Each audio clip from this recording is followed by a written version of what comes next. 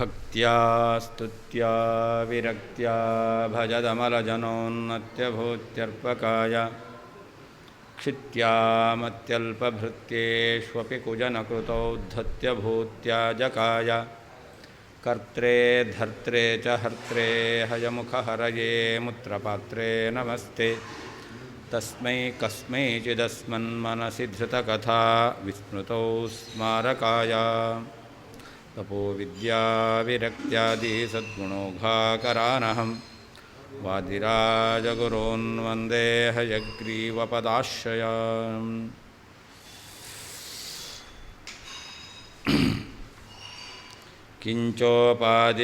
ಕಿಂಚೋಪಾದಿರ್ಬಿಂಬಮೇವ ಪ್ರತಿಬಿಂಬಸ್ಯ ಶೋಭತೆ ಸ್ವಧರ್ಮಾಧಾಯಕತ್ವೇನ ಮಾಯಾದಿಸ್ಫಟಿಕಾದಿವತ್ ನಿಮಿತ್ತಮಾತ್ರಂ ತತ್ಸಂಗಾತ್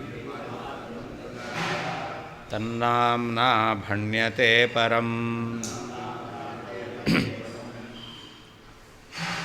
ಹಿಂದೆ ಮಾಯಾ ಎಂಬತಕ್ಕಂಥದ್ದು ಉಪಾಧಿ ಅಂತ ಅವ್ರು ಹೇಳ್ತಾರೆ. ಅದನ್ನು ಒಪ್ಪಿಕೊಂಡು ಭಗವಂತನ ಗುಣಗಳಿಗೆ ಔಪಾಧಿಕತ್ವವನ್ನು ಹೇಳಲಿಕ್ಕೆ ಬರೋದಿಲ್ಲ ಅಂತ ಹೇಳಿದ್ರು. ಅವ್ರು ಹೇಳುವಂತಹ ಮಾಯಾ ಅದನ್ನು ಉಪಾಧಿ ಅಂತ ಒಪ್ಪಿ ಭಗವಂತನಲ್ಲಿ ಏನು ಗುಣಗಳಿದೆ ಅದು ಮಾಯೋಪಾಧಿಕ ಅಂತ ಹೇಳಲಿಕ್ಕೆ ಬರಲ್ಲ. ಯಾಕೆ? ಭಗವಂತನಲ್ಲಿ ಮಾಯಾ ಭಿನ್ನತ್ವ ಇದೆ, ಭಗವಂತನಲ್ಲಿ ಜ್ಞಾನಾನಂದಾದಿ ಗುಣಗಳಿದೆ. ಅದು ಉಪಾಧಿಯಲ್ಲಿರುವಂತಹ ಗುಣಗಳು ಪರಮಾತ್ಮನಲ್ಲಿ ತೋರಬೇಕು. ಆದರೆ ಉಪಾಧಿಯಾದಂತಹ ಮಾಯೆಯಲ್ಲಿ ಮಾಯಾ ಭಿನ್ನತ್ವ ಜ್ಞಾನಾನಂದಾದಿ ಗುಣಗಳು ಇಲ್ಲ ಅಂದರೆ ಅದು ಭಗವಂತನಲ್ಲಿ ತೋರಲಿಕ್ಕೆ ಸಾಧ್ಯ ಇಲ್ಲ ಅಂತ ಹೇಳುವ ಮೂಲಕ ಏನು ಹೇಳಿದ್ರು? ಅದನ್ನು ಸ್ವಾಭಾವಿಕ ಅಂತ ಹೇಳಬೇಕು ಅಂತ ಹೇಳಿದ್ರು. ಈಗ ವಾಸ್ತವಿಕವಾಗಿ ಧರ್ಮಗಳು ತೋರಬೇಕಾದರೆ ಯಾವುದು ಉಪಾಧಿ ಅಂತಂದರೆ, ಪ್ರತಿಬಿಂಬದಲ್ಲಿ ಗುಣಗಳು ತೋರಬೇಕು ಅಂತಾದರೆ ಬಿಂಬವೇ ಉಪಾಧಿ. ಅದನ್ನು ಹೇಳ್ತಾ ಇದ್ದಾರೆ, ಕಿಂಚ ಉಪಾಧಿ ಬಿಂಬಮೇವ ಪ್ರತಿಬಿಂಬಸ್ಯ ಶೋಭತೆ ಅಂತ. ಪ್ರತಿಬಿಂಬದಲ್ಲಿ ಗುಣಗಳು ತೋರಬೇಕು ಅಂತಾದರೆ ಬಿಂಬವು ಎಂಬತಕ್ಕಂಥದ್ದು ಉಪಾಧಿಯಾಗಿರುತ್ತೆ. ಹಾಗಾದರೆ ಜಪಾಕುಸುಮ ಅದರ ಗುಣಗಳು ಸ್ಫಟಿಕದಲ್ಲಿ ತೋರಬೇಕಲ್ಲ. ಆ ಸ್ಫಟಿಕಾದಿಗಳೆಲ್ಲ ಏನು ಅಂತಂದರೆ ಅದಕ್ಕೆ ಹೇಳ್ತಾರೆ, ಸ್ವಧರ್ಮಾಧಾಯಕತ್ವೇನ ಮಾಯಾದಿ ಸ್ಫಟಿಕಾದಿವತ್. ಯಾವ ರೀತಿಯಲ್ಲಿ ಜಪಾಕುಸುಮದ ರಕ್ತ ಬಣ್ಣ ಸ್ಫಟಿಕದಲ್ಲಿ ತೋರಬೇಕು ಅಂತಂದರೆ ಸ್ಫಟಿಕ ಎಂಬತಕ್ಕಂಥದ್ದು ಅದು ನಿಮಿತ್ತ. ಅದಿದ್ರೇ ಸ್ಫಟಿಕ ಇದ್ರೇ ಸ್ಫಟಿಕದಲ್ಲಿ ಜಪಾಕುಸುಮದ ಕೆಂಪು ಬಣ್ಣ ಎಂಬತಕ್ಕಂಥದ್ದು ತೋರುತ್ತೆ. ಅದು ನಿಮಿತ್ತ ಹೊರತು ಏನಲ್ಲ, ಅದು ಉಪಾಧಿ ಅಲ್ಲ.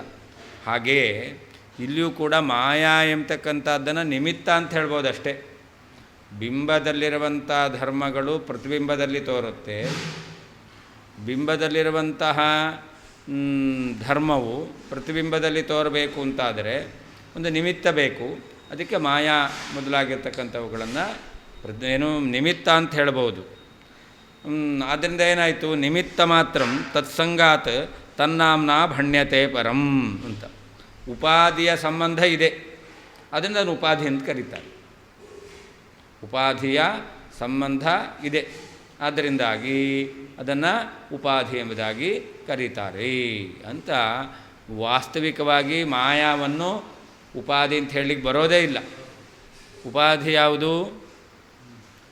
ತನ್ನಲ್ಲಿರುವ ಧರ್ಮವನ್ನು ಇನ್ನೊಂದರಲ್ಲಿ ಯಾವುದು ತೋರಿಸ್ಕೊಡ್ತಾ ಇದೆಯೋ ಅದು ಉಪಾಧಿ. ಭಗವಂತನಲ್ಲಿರುವಂಥ ಧರ್ಮಗಳು ಜೀವನಲ್ಲಿ ತೋರುತ್ತೆ. ಆದ್ದರಿಂದ ಬಿಂಬ ಪರಮಾತ್ಮ, ಅವನೇ ಉಪಾಧಿ. ಹಾಗಾದರೆ ಉಪಾಧಿ ಲಕ್ಷಣ ಇರೋದು ತನ್ನಲ್ಲಿರುವ ಧರ್ಮವನ್ನು ಇನ್ನೊಂದರಲ್ಲಿ ತೋರಿಸಬೇಕು. ತನ್ನಲ್ಲಿರುವಂತಹ ಜ್ಞಾನಾನಂದಾದಿ ಗುಣಗಳನ್ನು ಜೀವನಲ್ಲಿ ಭಗವಂತ ತೋರಿಸ್ತಾನೆ. ಆದ್ದರಿಂದಾಗಿ ಯಾರು ಉಪಾಧಿ? ಭಗವಂತನೇ ಉಪಾಧಿ ಆಗಬೇಕಷ್ಟೇ ಹೊರತು ಮಾಯಾ ಎಂಬತಕ್ಕಂಥದ್ದು ಉಪಾಧಿ ಅಂತ ಹೇಳೋದು ಸರಿಯಲ್ಲ ಅಂತ. ಹಾಗಾದರೆ ಸ್ಫಟಿಕಾದಿಗಳನ್ನು ಹೇಳ್ತಾರಲ್ಲ ಅಂತಂದರೆ ಅದಕ್ಕೆ ಹೇಳ್ತಾರೆ ಸ್ಫಟಿಕಾದಿಗಳು ಯಾವ ರೀತಿಯಲ್ಲಿ ನಿಮಿತ್ತವೋ ಹಾಗೆ ಮಾಯಾ ಎಂಬತಕ್ಕಂಥದ್ದು ಜೀವನಲ್ಲಿ ತೋರಬೇಕಾದರೆ ನಿಮಿತ್ತ ಎಂಬತಕ್ಕಂಥದ್ದು ಅಷ್ಟೆ. ನಿಮಿತ್ತ ಆದ್ದರಿಂದ ಉಪಾಧಿಯ ಸಂಬಂಧ ಇದೆ, ಆದ್ದರಿಂದಾಗಿ ಅದನ್ನು ಉಪಾಧಿ ಅಂತ ಹೆಸರಿಗೆ ಕರೀತಾರೆ ಅಷ್ಟೇ ಹೊರತು ವಾಸ್ತವಿಕವಾಗಿ ಉಪಾಧಿಯ ಲಕ್ಷಣ ಬರೋದು ಬಿಂಬದಲ್ಲಿ. ಅಂದರೆ ಪರಮಾತ್ಮನೇ ಅವನೇ ಉಪಾಧಿ, ಮಾಯಾ ಎಂಬತಕ್ಕಂಥದ್ದು ಉಪಾಧಿ ಅಲ್ಲವೇ ಅಲ್ಲ. ಗೌಣ ಮಾಯೇನು ಉಪಾಧಿ ಅಂತ ಹೇಳೋದು ಗೌಣ. ಕಿಂಚ ಅಲ್ಲದೆ ಪ್ರತಿಬಿಂಬಭೂತನಾದಂತಹ ಜೀವನಿಗೆ ಬಿಂಬಭೂತನಾದಂತಹ ಪರಮಾತ್ಮನೇ ಸ್ವಧರ್ಮಾಧಾಯಕತ್ವೇನ ತನ್ನಲ್ಲಿರುವಂತಹ ಧರ್ಮಗಳನ್ನು ಜೀವನಲ್ಲಿ ಬರುವಂತೆ ಮಾಡುವುದರಿಂದ ಉಪಾಧಿ ಆಗಿದ್ದಾನೆ ಎಂಬತಕ್ಕಂಥ ಈ ರೀತಿ ಹೇಳತಕ್ಕಂಥದ್ದು ಶೋಭತೆ ಯುಕ್ತವಾಗಿದೆ. ಮಾಯಾದಿಹಿ ಮಾಯಾ ಮೊದಲಾದವು ಸ್ಫಟಿಕಾದಿವತ್ ಸ್ಫಟಿಕ ಮೊದಲಾದವುಗಳಂತೆ ನಿಮಿತ್ತ ಮಾತ್ರಂ ಕೇವಲ ನಿಮಿತ್ತವಾಗಿದೆ. ತತ್ಸಂಗಾತ್ ಉಪಾಧಿಯ ಸಂಬಂಧ ಇರುವುದರಿಂದ ತನ್ನಾಂನ ಪರಂ ಆದರೆ ತತ್ಸಂಗಾತ್ ಉಪಾಧಿಯ ಸಂಬಂಧ ಇರುವುದರಿಂದ ತನ್ನಾಂನ ಉಪಾಧಿ ಎಂಬತಕ್ಕಂಥ ಹೆಸರಿನಿಂದ ಭಣ್ಯತೆ ಹೇಳಲ್ಪಡ್ತಾ ಇದೆ. ಕಿಂಚ ಅಲ್ಲದೆ ಪ್ರತಿಬಿಂಬಭೂತನಾದಂತಹ ಜೀವನಿಗೆ ಬಿಂಬಭೂತನಾದಂತಹ ಪರಮಾತ್ಮನೇ ಸ್ವಧರ್ಮಾಧಾಯಕತ್ವೇನ ತನ್ನಲ್ಲಿರುವಂತಹ ಧರ್ಮಗಳನ್ನು ಬರುವಂತೆ ಮಾಡುವುದರಿಂದ ಉಪಾಧಿ ಎಂಬುದಾಗಿ ಭಣ್ಯತೆ ಶೋಭತೆ ಉಪಾಧಿ ಎಂಬುದಾಗಿ ಹೇಳ್ತಕ್ಕಂಥದ್ದು ಶೋಭತೆ ಯುಕ್ತವಾಗುತ್ತದೆ. ಮಾಯಾದಿಹಿ ಮಾಯಾ ಮೊದಲಾದವು ಸ್ಫಟಿಕಾದಿವತ್ ಸ್ಫಟಿಕ ಮೊದಲಾದವುಗಳಂತೆ ನಿಮಿತ್ತ ಮಾತ್ರಂ ಕೇವಲ ನಿಮಿತ್ತ. ತತ್ಸಂಗಾತ್ ಪರಂ ಅಲ್ಲದೆ ತತ್ಸಂಗಾತ್ ಉಪಾಧಿಯ ಸಂಬಂಧ ಇರುವುದರಿಂದ ತನ್ನಾಂನ ಉಪಾಧಿ ಎಂಬತಕ್ಕಂಥ ಹೆಸರಿನಿಂದ ಭಣ್ಯತೆ ವ್ಯವಹಾರಕ್ಕೆ ವಿಷಯವಾಗಿದೆ ಹೇಳಲ್ಪಡ್ತಾ ಇದೆ.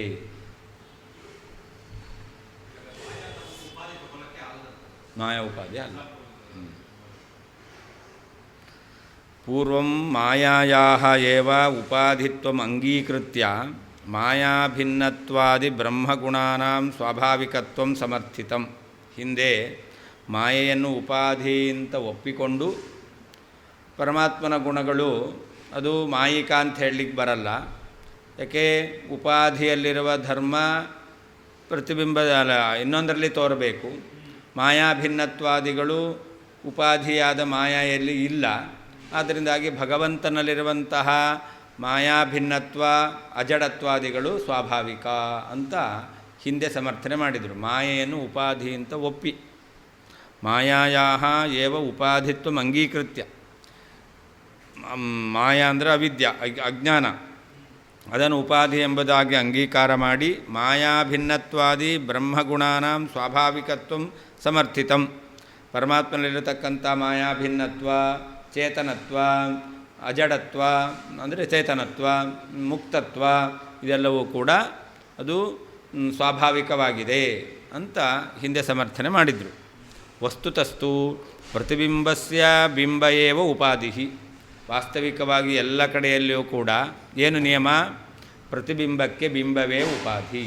ಇದೆಲ್ಲ ಕಡೆಯಲ್ಲೂ ಕೂಡ ಎಲ್ಲೇ ನೀವು ನೋಡ್ರಿ ಉಪಾಧಿ ಯಾವುದು ಅಂತಂದರೆ ಬಿಂಬವೇ ಉಪಾಧಿ ಆಗಿರುತ್ತೆ. ಪ್ರತಿಬಿಂಬಕ್ಕೆ ಬಿಂಬವೇ ಉಪಾಧಿ ಅಂತ. ಎಲ್ಲಿ ಬಿಂಬ ಪ್ರತಿಬಿಂಬ ಭಾವ ಎಂಬತಕ್ಕಂಥದ್ದಿರುತ್ತೋ ಅಂಥ ಕಡೆಯಲ್ಲಿ ಬಿಂಬದ ಧರ್ಮಗಳು ಪ್ರತಿಬಿಂಬದಲ್ಲಿ ತೋರುತ್ತೆ. ಆದ್ದರಿಂದ ಬಿಂಬವೇ ಉಪಾಧಿ ಆಗಿರುತ್ತೆ.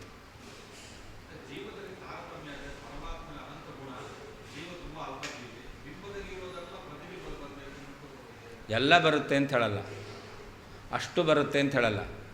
ಬರಬೇಕಾದ್ರೆ ಅಲ್ಲಿದ್ದೇ ಬರುತ್ತೆ, ಅಲ್ಲಿದ್ದಿದ್ದೇ ಬರುತ್ತೆ, ಅಲ್ಲಿ ಇಲ್ಲದೇ ಇದ್ದದ್ದು ಬರುತ್ತೆ.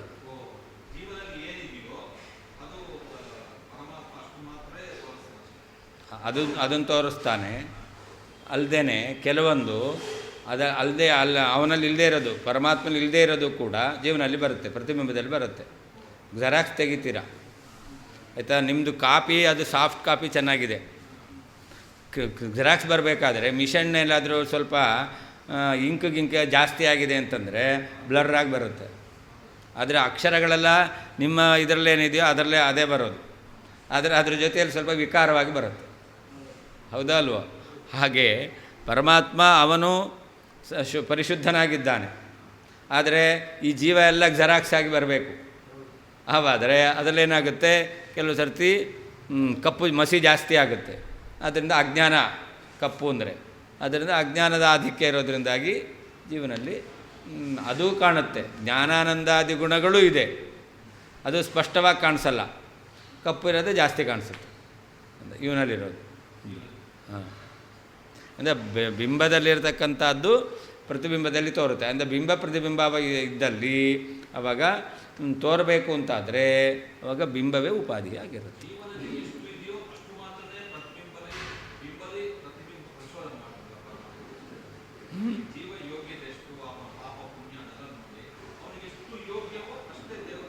ಹೌದು ಹೌದು ಹೌದು ಹೌದು ಹೌದು.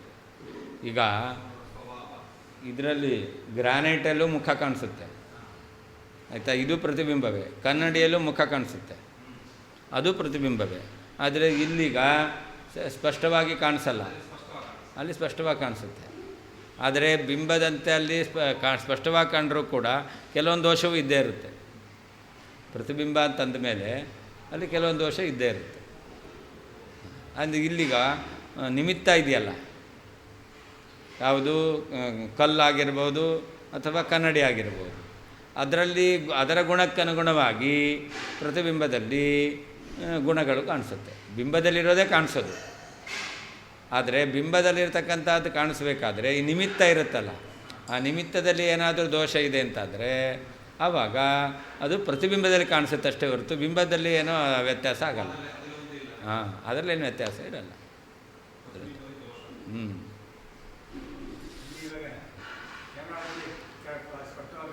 ಹ್ಞೂ ಹಾಂ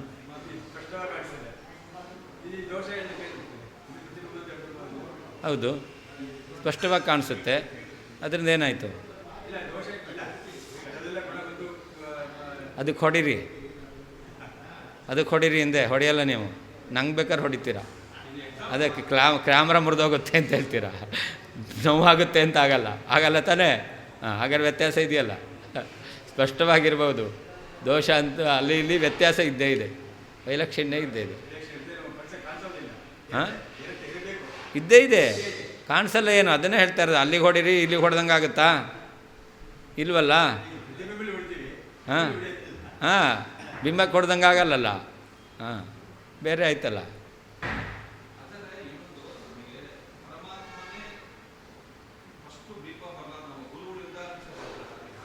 ಹಾಂ,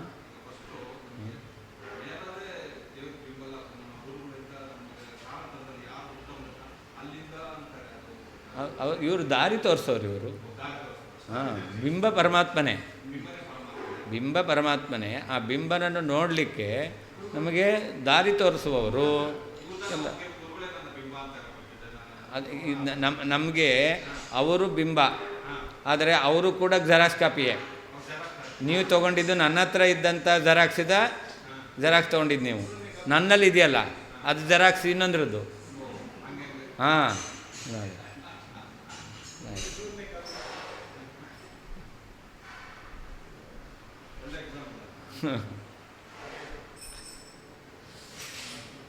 ವಸ್ತುತಸ್ತು ಬಿಂಬಸ್ಯ ಪ್ರತಿಬಿಂಬಸ್ಯ ಬಿಂಬಯೇವ ಉಪಾಧಿ. ಎಲ್ಲ ಕಡೆಯಲ್ಲೂ ಪ್ರತಿಬಿಂಬಕ್ಕೆ ಬಿಂಬೆ ಉಪಾಧಿ ಆಗಿರುತ್ತೆ. ಯಾಕೆ? ಸ್ವನಿಷ್ಠ ಧರ್ಮಾದಾಯಕತ್ವಸ್ಯ ತತ್ರೈವ ಸಂಭವಾತ್. ತನ್ನಲ್ಲಿರುವಂತಹ ಧರ್ಮವನ್ನು, ತನ್ನಲ್ಲಿರುವ ಧರ್ಮವನ್ನು ಮಾತ್ರ ಅಲ್ಲ, ತನ್ನಲ್ಲಿರುವ ಧರ್ಮವನ್ನು ಇನ್ನೊಂದರಲ್ಲಿ ಅದು ತೋರಿಸ್ಕೊಡುತ್ತೆ. ಅಂದರೆ ಬಿಂಬವು ತನ್ನಲ್ಲಿರುವ ಧರ್ಮವನ್ನು ಪ್ರತಿಬಿಂಬದಲ್ಲಿ ತೋರಿಸ್ಕೊಡುತ್ತೆ. ಬಿಂಬದಲ್ಲಿರುವ ಎಲ್ಲ ಧರ್ಮವನ್ನು ತೋರಿಸ್ಕೊಡುತ್ತೆ ಅಂತಲ್ಲ, ಅಥವಾ ಪ್ರತಿಬಿಂಬದಲ್ಲಿರ್ತಕ್ಕಂತಹದ್ದು ಏನೇನು ಕಾಣ್ತಾ ಇದೆಯೋ ಅದೆಲ್ಲವ ಅಲ್ಲೇ ಇರಬೇಕು ಅಂತಿಲ್ಲ.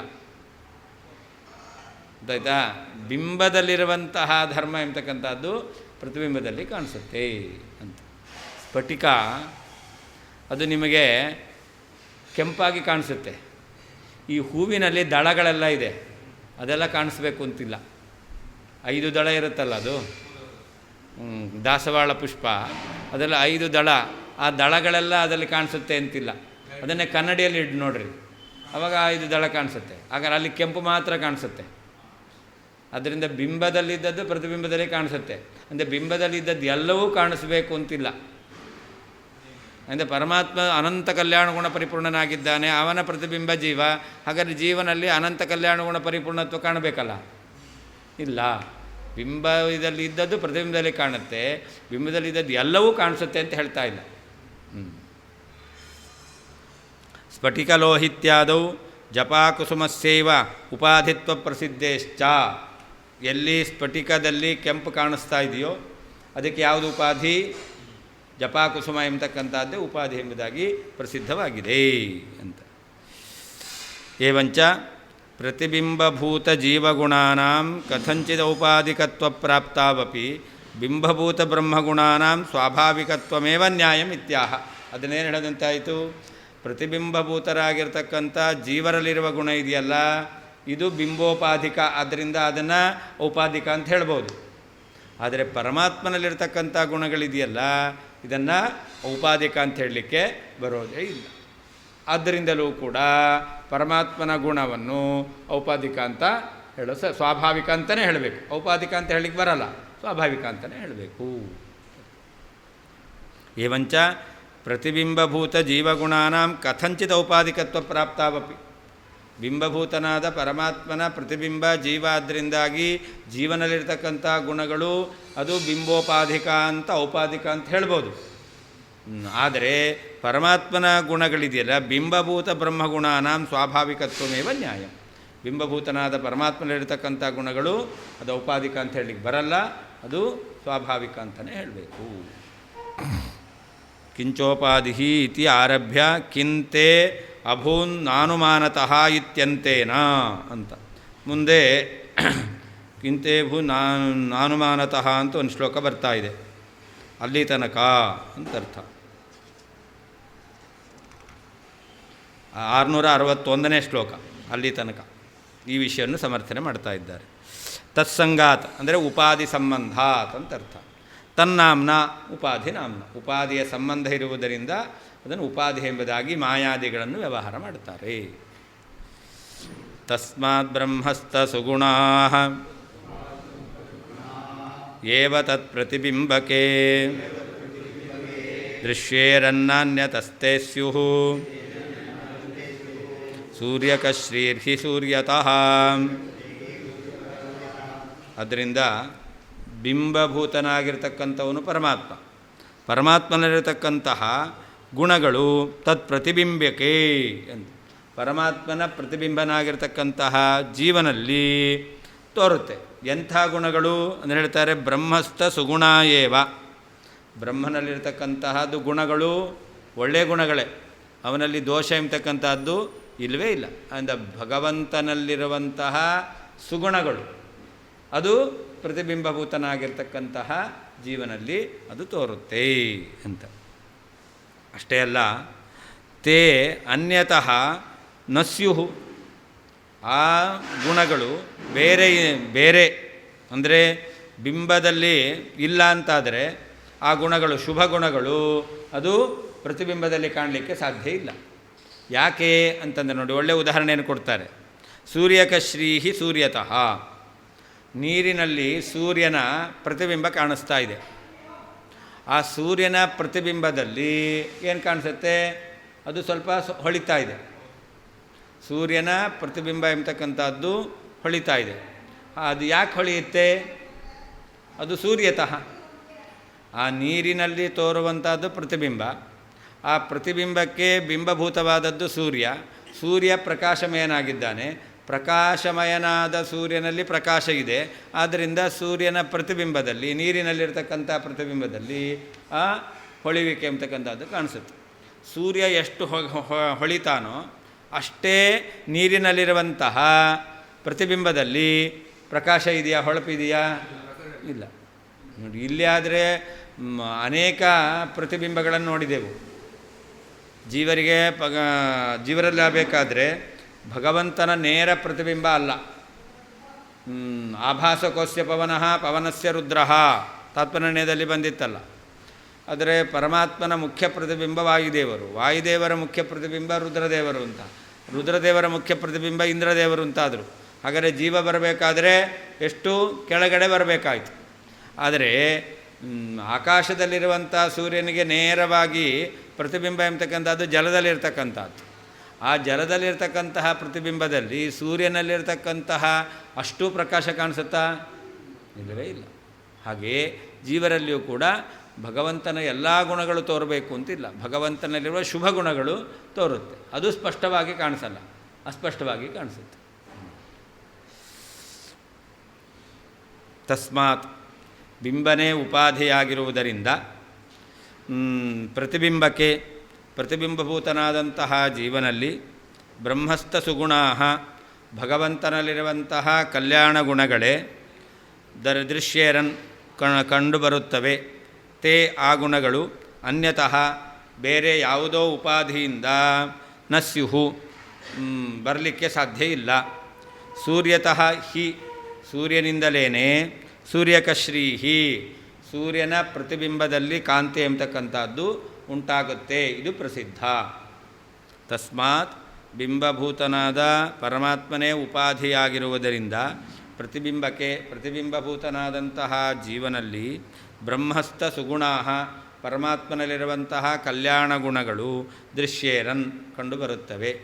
ತೇಚ ಆ ಗುಣಗಳು ಅನ್ಯತಃ ಬೇರೆ ಯಾವುದೋ ಉಪಾಧಿಯಿಂದ ನ ಸ್ಯುಹು ಕಂಡುಬರುವುದಿಲ್ಲ. ಸೂರ್ಯತಃ ಹಿ ಸೂರ್ಯನಿಂದಲೇ ಸೂರ್ಯಕಶ್ರೀಹಿ ಸೂರ್ಯನ ಪ್ರತಿಬಿಂಬದಲ್ಲಿರ್ತಕ್ಕಂಥ ಕಾಂತಿಯು ಉಂಟಾಗುತ್ತದೆ. ಇದು ಪ್ರಸಿದ್ಧ. ತಸ್ಮಾತ್ ಬಿಂಬಸ್ಯ ಉಪಾಧಿತ್ವಾತ್ ಅಂತ, ಬಿಂಬವೇ ಉಪಾಧಿಯಾದ್ದರಿಂದ ಅಂತ. ತತ್ಪ್ರತಿಬಿಂಬಕ್ಕೆ ಬ್ರಹ್ಮ ಪ್ರತಿಬಿಂಬೇ ಜೀವೆ, ತತ್ಪ್ರತಿಬಿಂಬಕ್ಕೆ ಅನ್ನೋದಕ್ಕೆ ಪರಮಾತ್ಮನ ಪ್ರತಿಬಿಂಬಭೂತನಾದ ಜೀವನಲ್ಲಿ ಸೂರ್ಯಕಶ್ರೀಹಿ ಸೂರ್ಯ ಪ್ರತಿಬಿಂಬ ಶ್ರೀಹಿ ಸೂರ್ಯನ ಪ್ರತಿಬಿಂಬದಲ್ಲಿರುವ ಕಾಂತಿ ಅಂತರ್ಥ. ಸೂರ್ಯ ಅಂದರೆ ಸೂರ್ಯ, ಸೂರ್ಯಕ್ಕ ಅಂದರೆ ಸೂರ್ಯನ ಪ್ರತಿಬಿಂಬ ಅಂತರ್ಥ. ಸೂರ್ಯಕ್ಕೆ ಶ್ರೀ ಅಂದರೆ ಸೂರ್ಯನ ಪ್ರತಿಬಿಂಬದಲ್ಲಿರುವ ಕಾಂತಿ ಅಂತರ್ಥ. ಶ್ರೀ ಅಂದರೆ ಕಾಂತಿ. ಬಿಂಬಸ್ಥಗುಣ ಸರ್ವಸ್ವಂ ಅನೌಪಾಧಿಕಮೇವಹಿ ತನ್ನಾಶನಾಶಿ ತದ್ರವ್ಯೇ ಧ್ರುವಮೇವಾಭವದ್ಧಿ ತತ್. ಒಟ್ಟು ಇಷ್ಟು ತನಕ ಹೇಳಿದ್ದೇನು ಅಂತಂದರೆ ಬಿಂಬಭೂತನಾದ ಪರಮಾತ್ಮನಲ್ಲಿರತಕ್ಕಂಥ ಗುಣಗಳು ಸ್ವಾಭಾವಿಕ ಅಂತ, ಅದನ್ನು ಔಪಾಧಿಕ ಅಂತ ಹೇಳಲಿಕ್ಕೆ ಬರೋದಿಲ್ಲ. ಸ್ವಾಭಾವಿಕವಾದಂತಹ ಗುಣಗಳಿದೆಯಲ್ಲ ಅದು ನಾಶ ಆಗಬೇಕು ಅಂತಂದರೆ ಧರ್ಮಿ ನಾಶ ಆದರೆ ಮಾತ್ರ ನಾಶ ಆಗುತ್ತೆ. ಸ್ವಾಭಾವಿಕವಾಗಿರ್ತಕ್ಕಂತಹ ಧರ್ಮಗಳು ಅಂತಾದ ಮೇಲೆ ಆ ಧರ್ಮಗಳಿಗೆ ನಾಶವನ್ನು ಹೇಳಬೇಕು ಅಂತಂದರೆ ತನ್ನಾಶ ನಾಶಿ. ಧರ್ಮಿಯು ನಾಶವಾದರೆ ಮಾತ್ರ ಆ ಧರ್ಮಗಳು ನಾಶವಾಗುತ್ತೆ. ತದ್ರವ್ಯೆ ಧರ್ಮಿ ಅಂತಕ್ಕಂಥದ್ದು ನಿತ್ಯವಾಗಿದೆ ಅಂತಾದರೆ ಆವಾಗ ಧ್ರುವಮೇವ ಅಭವತ್, ಧರ್ಮಗಳು ಕೂಡ ಅದು ನಿತ್ಯವೇ ಆಗಬೇಕು. ಧರ್ಮಿ ನಾಶ ಇಲ್ಲದೇನೆ ಧರ್ಮನಾಶ, ಸ್ವಾಭಾವಿಕ ಧರ್ಮನಾಶ ಎಂಬತಕ್ಕಂಥದ್ದು ಇಲ್ಲವೇ ಇಲ್ಲ. ಒಟ್ಟೇನು ಹೇಳಿದಂತೆ ಆಯಿತು? ಇಷ್ಟರ ತನಕ ಹೇಳಿದ್ದು ಭಗವಂತನ ಗುಣಗಳು ಔಪಾಧಿಕ ಅಲ್ಲ, ಸ್ವಾಭಾವಿಕ. ಸ್ವಾಭಾವಿಕ ಅಂತಾದ ಮೇಲೆ ನಿಯಮ ಏನು? ಯಾವುದು ಸ್ವಾಭಾವಿಕ ಗುಣಗಳಿದ್ದಾವೋ ಧರ್ಮಗಳಿದ್ದಾವೋ ಅದು ಧರ್ಮಿನಾಶ ಆದರೆ ಮಾತ್ರ ನಾಶವಾಗುತ್ತೆ, ಇಲ್ಲ ಅಂದರೆ ನಾಶ ಆಗೋದೇ ಇಲ್ಲ. ಅಂದರೆ ಭಗವಂತ ಇದ್ದಾನೆ ಧರ್ಮಿ, ಸ್ವಾಭಾವಿಕವಾಗಿರ್ತಕ್ಕಂತಹ ಗುಣಗಳು ಜ್ಞಾನಾನಂದಾದಿ ಗುಣಗಳು ಇಲ್ಲ, ನಿರ್ಗುಣ ಅಂತ ಹೇಳ್ತೇವೆ ಅಂದರೆ ಅದು ಸಾಧ್ಯವೇ ಇಲ್ಲ. ಬಿಂಬಸ್ಥ ಗುಣ ಸರ್ವಸ್ವಂ ಬಿಂಬದಲ್ಲಿರುವಂತಹ ಎಲ್ಲ ಗುಣಗಳು ಅನೌಪಾಧಿಕಮೇವಹಿ ಉಪಾಧಿಯಿಂದ ಉಂಟಾದದ್ದಲ್ಲ, ಸ್ವಾಭಾವಿಕವಾದದ್ದು ಎಂಬುದಾಗಿ ಸಿದ್ಧವಾಯಿತು. ತನ್ನಾಶನಾಶಿ ಬಿಂಬನಾಶವಾದರೆ ನಾಶವಾಗುವಂತಹ ನಾಶವನ್ನು ಹೊಂದುತ್ತವೆ. ತದ್ರವ್ಯೆ ಬಿಂಬವು ನಿತ್ಯವಾಗಿದ್ದಾಗ ತತ್ ಆ ಪ್ರತಿಬಿಂಬದಲ್ಲಿರ್ತಕ್ಕಂತಹ ಗುಣಗಳು ಕೂಡ ಧ್ರುವಮೇವ ನಿತ್ಯವೇ ಆಯಿತು. ತತ್ ಬಿಂಬವು ನಿತ್ಯವಾದ್ದರಿಂದ ತತ್ ಬಿಂಬನಲ್ಲಿರ್ತಕ್ಕಂತಹ ಗುಣಗಳು ಕೂಡ ನಿತ್ಯಮೇವ ಧ್ರುವಮೇವ ನಿತ್ಯವೇ ಅಭವತ್ ಆಯಿತು. ದ್ರವ್ಯೆ ಧ್ರುವಸ್ಯ ಭಾವ ದ್ರವ್ಯಂ ಅಂದರೆ ನಿತ್ಯವಾಗಿದ್ದರೆ ಅಂತ ತದ್ದ್ರವ್ಯೆ ತಸ್ಯ ನಿತ್ಯತ್ವೇ ಅಂತರ್ಥ. ಬಿಂಬವು ನಿತ್ಯ ಅಂತಾದರೆ ತದ್ಗುಣಗಳು ಕೂಡ ನಿತ್ಯವೇ ಆಗುತ್ತೆ. ಬಿಂಬಸ್ಯ ನಿತ್ಯತ್ವೇ ಅಂತರ್ಥ. ಅದಕ್ಕೆ ಬಿಂಬಸ್ಥ ಗುಣ ಸರ್ವಸ್ವಂ, ಬಿಂಬದಲ್ಲಿರುವಂತಹ ಸಕಲ ಗುಣಗಳು ಅನೌಪಾಧಿಕಮೇವ ಹಿ, ಉಪಾಧಿಯಿಂದ ಉಂಟಾದವುಗಳಲ್ಲ, ಸ್ವಾಭಾವಿಕವಾದವುಗಳೇ ಆಗಿದ್ದಾವೆ. ತನ್ನಾಶ ನಾಶಿ, ಬಿಂಬನಾಶವಾದರೆ ಮಾತ್ರ, ಧರ್ಮಿನಾಶವಾದರೆ ಮಾತ್ರ ನಾಶ ಆಗತಕ್ಕಂಥವುಗಳು. ತದ್ದ್ರವ್ಯೆ, ಆ ಬಿಂಬವು ಅಥವಾ ಧರ್ಮಿಯು ನಿತ್ಯವಾಗಿದೆ ಅಂತಾದರೆ ತತ್ ಅವನಲ್ಲಿರುವಂತಹ ಗುಣಗಳು ಕೂಡ ಧ್ರುವಮೇವ ನಿತ್ಯವಾದದ್ದೇ ಅಭವತ್ ಆಗುತ್ತದೆ. ತನ್ನಾಶನಾಶಿ ಅಂದರೆ ಬಿಂಬನಾಶನಾಶಿ. ತತ್ ಅಂದರೆ ಬಿಂಬ, ಅದು ನಾಶವಾದರೆ ಏನು ನಾಶ ಆಗುತ್ತೆ? ಬಿಂಬದಲ್ಲಿರುವ ಧರ್ಮಗಳು ನಾಶ ಆಗುತ್ತೆ. ತನ್ನಾಶನಾಶಿ ಅಂತ. ಹಿ ಇತ್ಯನೇನ ಅಸ್ಯ ಅರ್ಥಸ್ಯ ಜಪಾಕುಸುಮ ಸೂರ್ಯಾದೌ ಪ್ರಸಿದ್ಧಿಂ ದರ್ಶಯತಿ ಅಂತ. ಅಲ್ಲಿ ಅನೌಪಾಧಿಕಮೇವ ಹಿ ಅಂತ ಹೇಳಿದ್ದಾರೆ, ಮತ್ತು ತನ್ನಾಶನಾಶಿ ಅಂತ. ನೋಡಿ, ಜಪಾಕುಸುಮದಲ್ಲಿ ಕೆಂಪು ಬಣ್ಣ ಇದೆ. ಜಪಾಕುಸುಮ ಎಲ್ಲಿಯ ತನಕ ಅದು ಬಾಡಲಿಲ್ವೋ, ಚೆನ್ನಾಗಿ ಅದು ಅರಳಿದೆಯೋ, ಫ್ರೆಶ್ ಆಗಿದೆಯೋ, ಅಲ್ಲಿ ತನಕ ಅದರಲ್ಲಿ ಬಣ್ಣ ಎಂಬತಕ್ಕಂಥದ್ದು ಇರುತ್ತೆ. ಒಂದು ವೇಳೆ ಹೂವು ಅದೇನೇ ಬಾಡಿ ಹೋಯಿತು, ಆವಾಗ ಅದರಲ್ಲಿ ಇರತಕ್ಕಂತಹ ಧರ್ಮ ಅದು ನಾಶವಾಗುತ್ತೆ.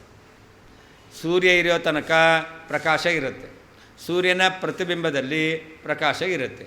ಸೂರ್ಯನೇ ಅಸ್ತಂಗತನಾದ, ಆಗ ಪ್ರತಿಬಿಂಬದಲ್ಲಿ ಪ್ರಕಾಶ ಇಲ್ಲ ಅಂತಾಯಿತು. ಹಾಗಾದರೆ ಈ ಬಿಂಬದಲ್ಲಿ ಎಲ್ಲಿ ತನಕ ಗುಣ ಇರುತ್ತೋ ಅಲ್ಲಿ ತನಕ ಪ್ರತಿಬಿಂಬದಲ್ಲಿ ಗುಣ ಎಂಬತಕ್ಕಂಥದ್ದು ಕಾಣಿಸುತ್ತೆ. ಸ್ಫಟಿಕದಲ್ಲಿ ಕೆಂಪು ತೋರಬೇಕು, ಜಪಾಕುಸುಮ ಕೆಂಪಾಗಿರುವಷ್ಟು ಕಾಲ ತೋರುತ್ತೆ. 4 ದಿವಸ ಇಟ್ಟಿದ್ದೀರ, ಆವಾಗ ಜಪಾಕುಸುಮ ಪುಷ್ಪ ಏನಾಯಿತು? ಅದು ಒಣಗೋಯಿತು, ಅದರಲ್ಲಿ ಕೆಂಪಿಲ್ಲ. ಆವಾಗ ಸ್ಫಟಿಕದಲ್ಲಿ ಕೆಂಪು ತೋರುತ್ತಾ? ಇಲ್ಲ. ಯಾಕೆ? ಅಲ್ಲಿ ಬಿಂಬ ನಾಶ ಆಯಿತು. ಆದ್ದರಿಂದ ಬಿಂಬದಲ್ಲಿರುವ ಗುಣ ಕೆಂಪು ಬಣ್ಣ ನಾಶ ಆಯಿತು. ಹಾಗೆ ಸೂರ್ಯ ಅಸ್ತಂಗತನಾಗಲಿಲ್ಲ, ಪ್ರಕಾಶಿಸ್ತಾ ಇದ್ದಾನೆ. ಆದ್ದರಿಂದಾಗಿ ಪ್ರಕಾಶ ಎಂಬತಕ್ಕಂಥದ್ದಿದೆ, ಪ್ರತಿಬಿಂಬದಲ್ಲಿ ಕಾಣಿಸುತ್ತೆ. ಸೂರ್ಯ ಅಸ್ತಂಗತನಾದ, ಸೂರ್ಯ ಇಲ್ಲ, ಪ್ರಕಾಶ ಎಂಬತಕ್ಕಂಥದ್ದು ಇಲ್ಲ ಅಂತ ಆಗುತ್ತೆ.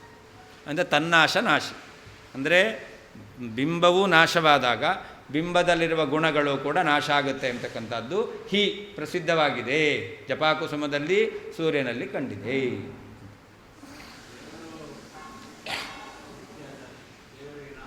ಅದಕ್ಕೆ ಹೇಳಿದ್ದು ಬಿಂಬ ನಾಶವೇ ಆಗೋದಿಲ್ಲ. ಅವರು ಅದನ್ನು ಒಪ್ಪಿದ್ದಾರೆ, ನಾವು ಅದನ್ನು ಹೇಳ್ತಾ ಇರೋದು. ನೀವು ಬ್ರಹ್ಮನನ್ನು ಸತ್ಯ ಅಂತ ಒಪ್ಪಿದ್ದೀರ, ಆದ್ದರಿಂದ ಬ್ರಹ್ಮನಂತೆ ಬ್ರಹ್ಮನ ಧರ್ಮಗಳನ್ನು ಕೂಡ ಸತ್ಯ ಅಂತ ಒಪ್ಪಬೇಕು. ಅಂದರೆ ಭಗವಂತನನ್ನು ಸಗುಣ ಅಂತ ಒಪ್ಪಬೇಕಷ್ಟೇ ಹೊರತು ನಿರ್ಗುಣ ಅಂತ ಒಪ್ಪಲಿಕ್ಕೆ ಬರಲ್ಲ. ಅದನ್ನೇ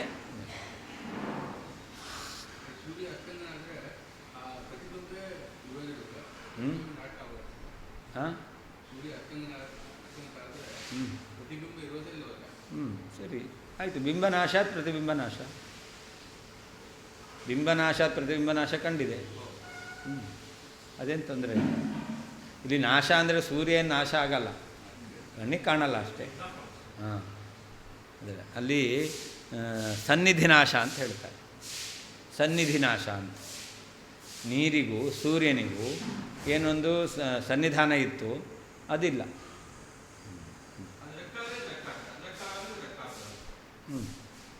ನಾವು ಕನ್ನಡಿ ಮುಂದೆ ನಿಂತರೆ ಪ್ರತಿಬಿಂಬ ಕಾಣಿಸುತ್ತೆ. ನಾವು ಆ ಕಡೆ ಹೋದೆವು, ಕನ್ನಡಿ ಇದೆ, ನಾವು ಇದ್ದೇವೆ, ಕನ್ನಡಿಯೂ ಇದೆ, ಪ್ರತಿಬಿಂಬ ಕಾಣಲ್ಲ. ಯಾಕೆ? ಸನ್ನಿಧಿ ಇಲ್ಲ.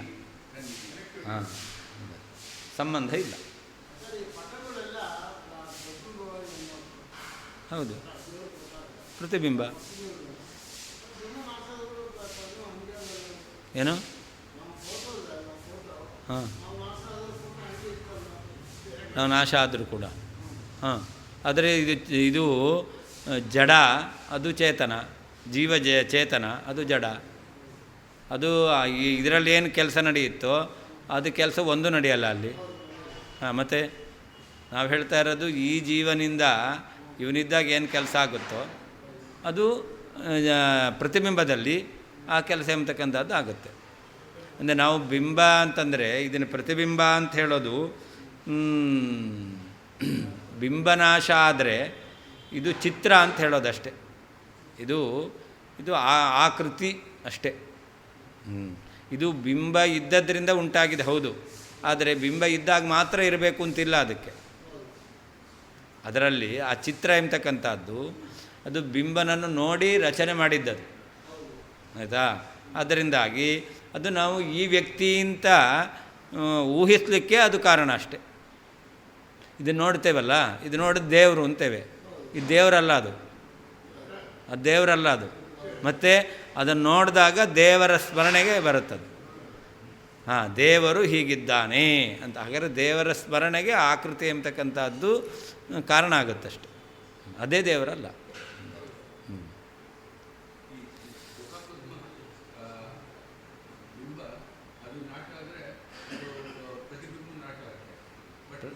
ನಾವು ಪ್ರತಿಬಿಂಬ ನಾಶದ ಬಗ್ಗೆ ಹೇಳ್ತಾ ಇಲ್ಲ.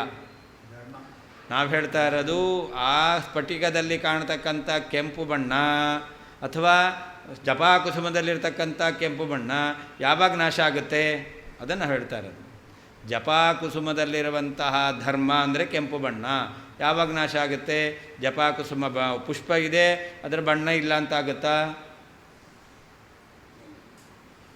ಜಪಾಕುಸುಮದಲ್ಲಿರುವಂಥ ಕೆಂಪು ಬಣ್ಣ ಸಹಜ, ಸ್ವಾಭಾವಿಕವಾದ ಧರ್ಮ ನಾಶ ಆಗಬೇಕು ಅಂತಂದರೆ ಧರ್ಮಿ ನಾಶ ಆಗಬೇಕು. ಅಂದರೆ ಜಪಾಕುಸುಮ ಎಂಬತಕ್ಕಂಥದ್ದು ಬಾಡಿ ಹಾಗೆ ಕೊಳ್ತೋಯ್ತು ಅಂತಂದರೆ ಅದರ ಬಣ್ಣ ಎಂಬತಕ್ಕಂಥದ್ದು ನಾಶವಾಗುತ್ತೆ. ಒಂದು ವೇಳೆ ಜಪಾಕುಸುಮ ಇದೆ ಅಂತಾದರೆ ಅದು ಕೆಂಪಾಗೇ ಇರುತ್ತೆ. ಅದಲ್ಲ, ಪರಮಾತ್ಮನಲ್ಲಿರುವ ಧರ್ಮಗಳು ಪರಮಾತ್ಮ ಇರುವಷ್ಟು ಕಾಲ ಇರುತ್ತೆ. ಪರಮಾತ್ಮನಿರುವ ಧರ್ಮಗಳು ಪರಮಾತ್ಮ ಇರುವಷ್ಟು ಕಾಲ ಇದ್ದೇ ಇರುತ್ತೆ. ಆದ್ದರಿಂದ ಪರಮಾತ್ಮನ ಗುಣಗಳು ಔಪಾಧಿಕ ಅಲ್ಲ. ಜಪಾಕುಸುಮದ ಕೆಂಪು ಔಪಾಧಿಕ ಅಲ್ಲ ಹೇಗೋ ಪರಮಾತ್ಮನ ಗುಣಗಳು ಔಪಾಧಿಕ ಅಲ್ಲ. ಅದು ನಾವು ಹೇಳ್ತಾ ಇರೋದು ಮುಖ್ಯವಾದದ್ದು.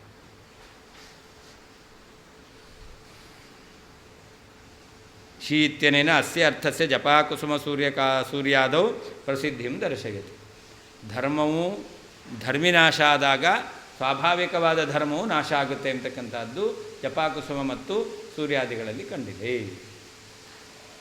ತತ್ ಬಿಂಬಗುಣ ಜಾತಂ ತತ್ ಧ್ರುವಮೇವ ಅಭವತು ಅಂತಿದೆ. ತತ್ ಅಂತಂದರೆ ಭಗವಂತನಲ್ಲಿರುವಂತಹ ಗುಣಗಳ ಸಮೂಹ ಅಂತರ್ಥ. ಪ್ರತಿಬಿಂಬಸ್ಯ ಸರ್ವಸ್ಯ ಯದ್ಬಿಂಬಂ ಬ್ರಹ್ಮ ತದ್ಧಿಮೇ ತಚ್ಚ ಸತ್ಯಂಚ ನಿತ್ಯಂಚ ನಿರ್ಗುಣಂ ಸ್ಯಾತ್ ಕದಾಚನ. ಅಂದರೆ ಎಲ್ಲ ಪ್ರತಿಬಿಂಬಕ್ಕೂ ಕೂಡ ಲಕ್ಷ್ಮೀದೇವಿಯಿಂದ ಪ್ರಾರಂಭ ಮಾಡಿ ಚತುರ್ಮುಖ ಬ್ರಹ್ಮಾದಿ ದೇವತೆಗಳನ್ನು ಸೇರಿಸಿ ತೃಣಪರ್ಯಂತ ಏನೇನು ಜೀವ ಇದ್ದಾರೋ ಪ್ರತಿಬಿಂಬ ಇದ್ದಾರೋ ಅದೆಲ್ಲದಕ್ಕೂ ಕೂಡ ಬಿಂಬ ಯಾರು? ಬಿಂಬಂ ಬ್ರಹ್ಮ. ಯಾವುದು ಬಿಂಬವಾಗಿದೆಯೋ ಅದನ್ನೇ ಬ್ರಹ್ಮ ಅಂತ ತಿಳ್ಕೋ. ನಾವು ಹೇಳ್ತೇವೆ ಬ್ರಹ್ಮ ಅಂದರೆ ಯಾರು?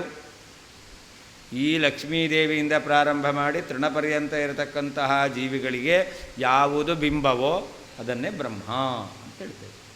ಇದು ಬಿಂಬತ್ವಂ ಬ್ರಹ್ಮಣ ಲಕ್ಷಣ. ಪ್ರತಿಬಿಂಬಭೂತರಾಗಿರ್ತಕ್ಕಂಥವರು ಎಲ್ಲರೂ ನಮಗೆ ಕಾಣಿಸ್ತಾ ಇದ್ದಾರೆ, ಅನುಭವಕ್ಕೆ ಇದೆ. ಹಾಗಾದರೆ ಅನುಭವ ಪ್ರತಿಬಿಂಬದ ಜ್ಞಾನ ನಮಗೆ ಅನುಭವದಿಂದ ಸಿದ್ಧವಾಗಿದೆ. ಯಾವಾಗಲೂ ಪ್ರತಿಬಿಂಬ ಎಂಬತಕ್ಕಂಥದ್ದು ಇರಬೇಕು ಅಂದರೆ ಬಿಂಬ ಇರಲೇಬೇಕು.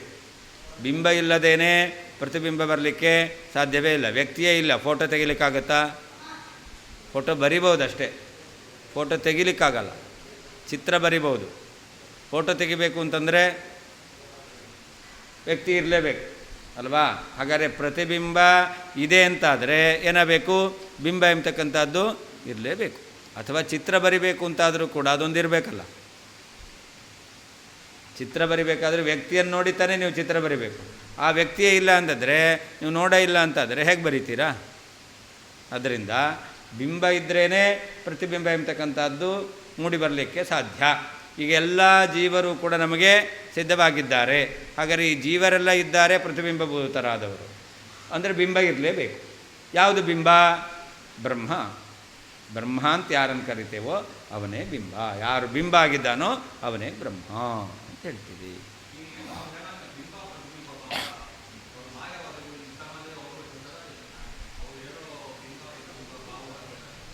ಅವ್ರ ಮತ ಪ್ರಕಾರ ಪ್ರತಿಬಿಂಬ ಸುಳ್ಳು. ಅವ್ರ ಮತ ಪ್ರಕಾರ ಪ್ರತಿಬಿಂಬ ಸುಳ್ಳು. ಆದ್ದರಿಂದ ಜೀವ ಮಿಥ್ಯಾ, ಬ್ರಹ್ಮ ಸತ್ಯಂ. ಮಾಯೆಯಿಂದ ಈ ಜೀವಭಾವ ಬಂದಿದೆ. ಮಾಯೆ ಹೋಯಿತು ಅಂತಂದರೆ ಆವಾಗ ಜೀವ ಇಲ್ಲ. ಅದು ಹೇಳೋದು. ಆದ್ದರಿಂದ ಆ ಬ್ರಹ್ಮ ಏನಾಗಿದ್ದಾನೆ? ತಚ್ಚ ಸತ್ಯಂ ನಿತ್ಯಂಚ. ಸತ್ಯಂ ನಿತ್ಯಂಚ. ಬ್ರಹ್ಮ ಸತ್ಯನೂ ಆಗಿದ್ದಾನೆ, ನಿತ್ಯನೂ ಆಗಿದ್ದಾನೆ. ಸತ್ಯ ಸ್ವರೂಪನೂ ಹೌದು, ನಿತ್ಯ ಸ್ವರೂಪನೂ ಹೌದು. ಆದ್ದರಿಂದಾಗಿ ನಿರ್ಗುಣಂ ಸ್ಯಾತ್ ಕದಾಚನ. ಅವನು ನಿರ್ಗುಣ ಆಗೋದು ಹೇಗೆ? ಯಾವಾಗ ಆಗ್ತಾನೆ? ಅವನು ಬಿಂಬಭೂತನಾಗಿದ್ದಾನೆ, ಅವನೇ ಬ್ರಹ್ಮ. ಅವನು ಸತ್ಯನೂ ಹೌದು, ನಿತ್ಯನೂ ಹೌದು. ಆದ್ದರಿಂದ ಬ್ರಹ್ಮ ನಿರ್ಗುಣ ಅಂತ ಯಾವಾಗ ಹೇಳ್ತೀಯಾ? ಯಾವಾಗಲೂ ಬ್ರಹ್ಮ ನಿರ್ಗುಣ ಆಗಲಿಕ್ಕೆ ಸಾಧ್ಯವೇ ಇಲ್ಲ.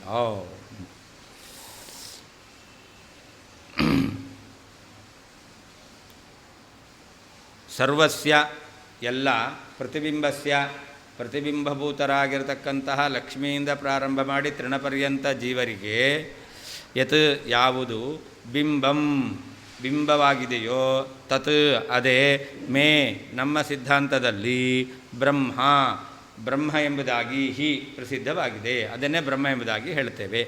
ತಚ್ಚ ಆ ಭಿನ್ನನಾದಂತಹ ಪರಮಾತ್ಮನಾದರೂ ಬಿಂಬಭೂತನಾದಂತಹ ಪರಮಾತ್ಮನಾದರೂ ಸತ್ಯಂ ಸತ್ಯಸ್ವರೂಪ ಸತ್ಯತ್ವವುಳ್ಳವನು, ನಿತ್ಯಂಚ ಎಲ್ಲ ಕಾಲದಲ್ಲಿ ಇರುವವನು ಕೂಡ ಆಗಿದ್ದಾನೆ. ಆದ್ದರಿಂದ ಕದಾಚನ ಯಾವಾಗ ಬ್ರಹ್ಮ ಆ ಬ್ರಹ್ಮನು ನಿರ್ಗುಣಂ ಸ್ಯಾತ್ ನಿರ್ಗುಣ ಆಗಲಿಕ್ಕೆ ಸಾಧ್ಯ? ಯಾವತ್ತೂ ನಿರ್ಗುಣ ಆಗಲಿಕ್ಕೆ ಸಾಧ್ಯವೇ ಇಲ್ಲ.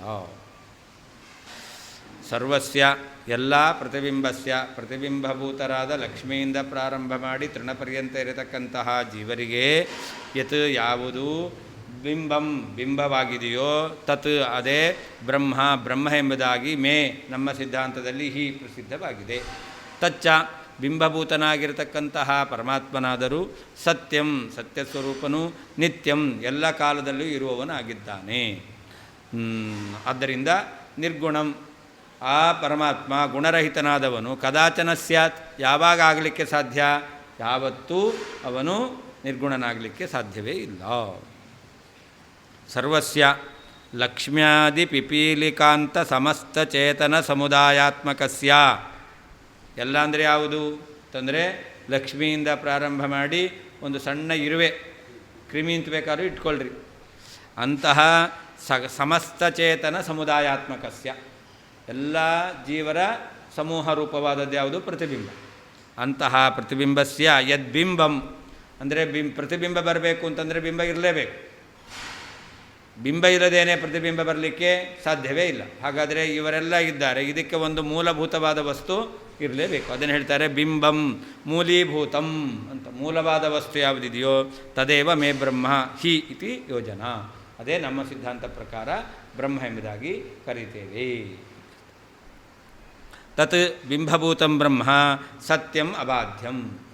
ಬಿಂಬಭೂತನಾದ ಪರಮಾತ್ಮ ಇದ್ದಾನಲ್ಲ ಅವನು ಸತ್ಯ ಅಂತ. ಸತ್ಯ ಅಂದರೆ ಏನರ್ಥ? ಯಾವ ಕಾಲದಲ್ಲಿಯೂ ಕೂಡ ಇಲ್ಲ ಅಂತ ಆಗೋದಿಲ್ಲ, ಎಲ್ಲ ಕಾಲದಲ್ಲಿಯೂ ಇದ್ದೇ ಇರ್ತಾನೆ ಅಂತ. ಅದಕ್ಕೆ ಬಾಧ ಇಲ್ಲ.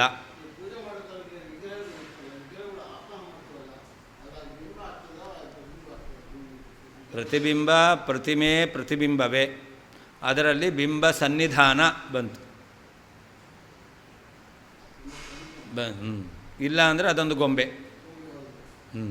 ಆ ಗೊಂಬೆಯಲ್ಲಿ ಭಗವಂತನ ಸನ್ನಿಧಾನ ಆವಾಹನೆಯಿಂದ. ನೀವು ಪೂಜೆ ಮಾಡಬೇಕಾದ್ರೆ ನಾನು ಕರೆದೆ, ದೇವರು ಬಂದು ನಿಂತಿದ್ದಾನೆ, ನಿಂತಿರುವ ಆ ಪರಮಾತ್ಮನಿಗೆ ಪೂಜೆ ಮಾಡ್ತಾ ಇದ್ದೇನೆ ಅಂತ ಅನುಸಂಧಾನ. ಅದಿಲ್ಲ ಅಂತಂದರೆ ಬರೀ ಮೂರ್ತಿ, ಅಯ್ಯೋ ಇದಕ್ಕೇನು ಪೂಜೆ ಮಾಡೋದು ಅಂತ ನಿಮ್ಮ ತಲೆ ಕೆಟ್ಟೋಗುತ್ತೆ, ಸುಮ್ಮನೆ ಟೈಮ್ ವೇಸ್ಟು ಅಂತ. ಅದಲ್ಲ, ಬರೀ ಗೊಂಬೆಗೆ ಪೂಜೆ ಮಾಡಿದ್ರೆ ಶೋಕೇಸಲ್ಲಿ ಇತ್ತಲ್ಲ ಹಾಗೆ ಆಗೋಗುತ್ತೆ.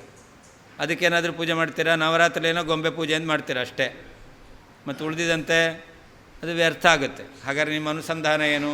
ನಾನು ಭಕ್ತಿಯಿಂದ ಭಗವಂತನನ್ನು ಕರೆದಿದ್ದೇನೆ, ಭಗವಂತ ಪ್ರತಿಮೆಯಲ್ಲಿ ಬಂದು ಸನ್ನಿಹಿತನಾಗಿದ್ದಾನೆ.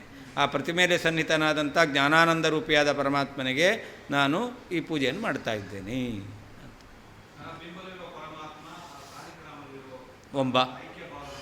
ಒಬ್ಬನೇ, ಅದು ಇಲ್ಲಿಂದನೇ ಕರೆಯೋದು ಅವನ್ನ. ಇಲ್ಲೂ ಇರ್ತಾನೆ, ಇಲ್ಲಿದ್ದು ಮಾಡಿಸ್ತಾ ಅಲ್ಲಿದ್ದು ಮಾಡಿಸ್ಕೊಳ್ತಾನೆ. ಅದು ಅನುಸಂಧಾನ ಮಾಡಬೇಕು. ಅಂದು ನಾನು ಕರ್ತ, ನಾನೇ ಕರ್ತ ಅಲ್ಲ, ನಾನು ಕರ್ತ ಅಷ್ಟೆ. ಅದೇನೆ ಬಿಂಬೋಸಿ ಪ್ರತಿಬಿಂಬೋಸ್ಮಿ, ನೀನು ಬಿಂಬ ನಾನು ಪ್ರತಿಬಿಂಬ ಅಂತ. ಅದರಿಂದ ನಿನ್ನ ಪ್ರತಿಬಿಂಬ ನಾನು, ಅಂದರೆ ನಾನೇನು ಮಾಡಲಿಕ್ಕಾಗಲ್ಲ, ಎಲ್ಲ ನೀನೇ ಮಾಡಿಸುವವನು. ಅಂದರೆ ನನ್ನಲ್ಲಿದ್ದು ಪೂಜೆಯನ್ನು ಮಾಡಿಸ್ತಾ ನೀನು ಪ್ರತಿಮೆಯಲ್ಲಿದ್ದು ಅದನ್ನು ಸ್ವೀಕಾರ ಮಾಡ್ತಾ ಅನುಗ್ರಹ ಮಾಡ್ತಾ ಇದ್ದೀಯಾ ಅಂತ. ನನ್ನಿಂದ ಮಾಡಿಸಿದವನು ನೀನೇ, ಮಾಡಿಸ್ಕೊಳ್ಳುವವನು ನೀನೇ, ಅಂದರೆ ಎಲ್ಲ ನೀನೇ. ನಾಹಂಕರ್ತ ಹರಿಕರ್ತ ಅಂತ ಅರ್ಥ.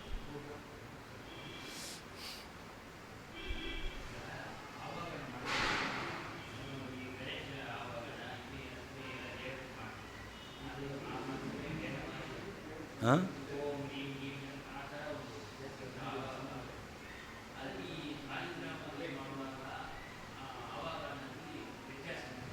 ಅದು ಆಯಾ ದೇವತೆಗಳ ಬೇರೆ ಬೇರೆ ಇದ್ದಾರಲ್ಲ.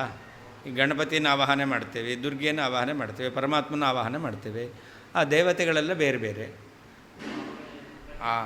ನಮ್ಮ ಸಿದ್ಧಾಂತದಲ್ಲಿ ಅದೇ ಒಂದೊಂದು ದೇವತೆಗಳನ್ನ ಆವಾಹನ ಮಾಡಬೇಕಾದ್ರೆ ಅದಕ್ಕೆ ಬೇರೆ ಬೇರೆ ಮಂತ್ರಗಳಿದೆ. ಆಯಾ ಮಂತ್ರಗಳಿಂದ ಪ್ರತಿಪಾದ್ಯರಾದ ದೇವತೆ ಅವರ ಅಂತರ್ಯಾಮಿಯಾದ ಪರಮಾತ್ಮ ಅವರನ್ನು ಕರೆಯೋದು.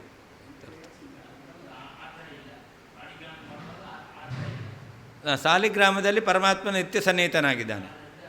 ಆದ್ದರಿಂದ ಭಗವಂತನನ್ನು ಅಲ್ಲಿ ಆವಾಹನೆ ಮಾಡಬೇಕಾಗೇ ಇಲ್ಲ, ಹಾಗೆ ಪೂಜೆ ಮಾಡ್ಬೋದು. ನೀವು ಪೂಜೆ ಮಾಡ್ತೀರಾ ಅಂದರೆ ಬಂದು ಕೂತಿರ್ತಾನವನು. ನೀವು ಪೂಜೆ ಮಾಡೋದೇ ಅದು ಉಳಿದಿರೋದು. ಅವನು ಕಾಯ್ತಾ ಇದ್ದಾನೆ ಯಾವಾಗ ಮಾಡ್ತೀರಾ ಅಂತ. ಹಾಂ, ಮತ್ತೇನು ನೀವು ಮಾಡಿದಾಗ ಮಾಡಿಸ್ಕೋತಾನೆ ಅವನು ಅಷ್ಟೇ. ನಾನಂತೂ ಬಂದು ಕೂತಿದ್ದೀನಿ, ನೀವು ಮಾಡಬೇಕು. ಮನೆಗೆ ಗೆಸ್ಟ್ ಬಂದಿದ್ದಾರೆ, ನೀವು ಕಾಫಿ ಕೊಡ್ತೀನಿ ಅಂತ ಹೇಳಿದ್ದೀರಾ, ನೀವು ಮಾಡ್ಕೊಂಬರೋ ತನಕ ಕೂತಿರ್ಬೇಕು ಅವ್ರು. ಹಾಗೆ ಭಗವಂತ ನಮ್ಮಲ್ಲಿ ಬಂದು ಕೂತಿದ್ದಾನೆ, ಪೂಜೆ ಮಾಡ್ತೀರಾ ಅಂತ. ನೀವು ಮಾಡಿದಾಗ ಮಾಡಿಸ್ಕೊತಾನೆ.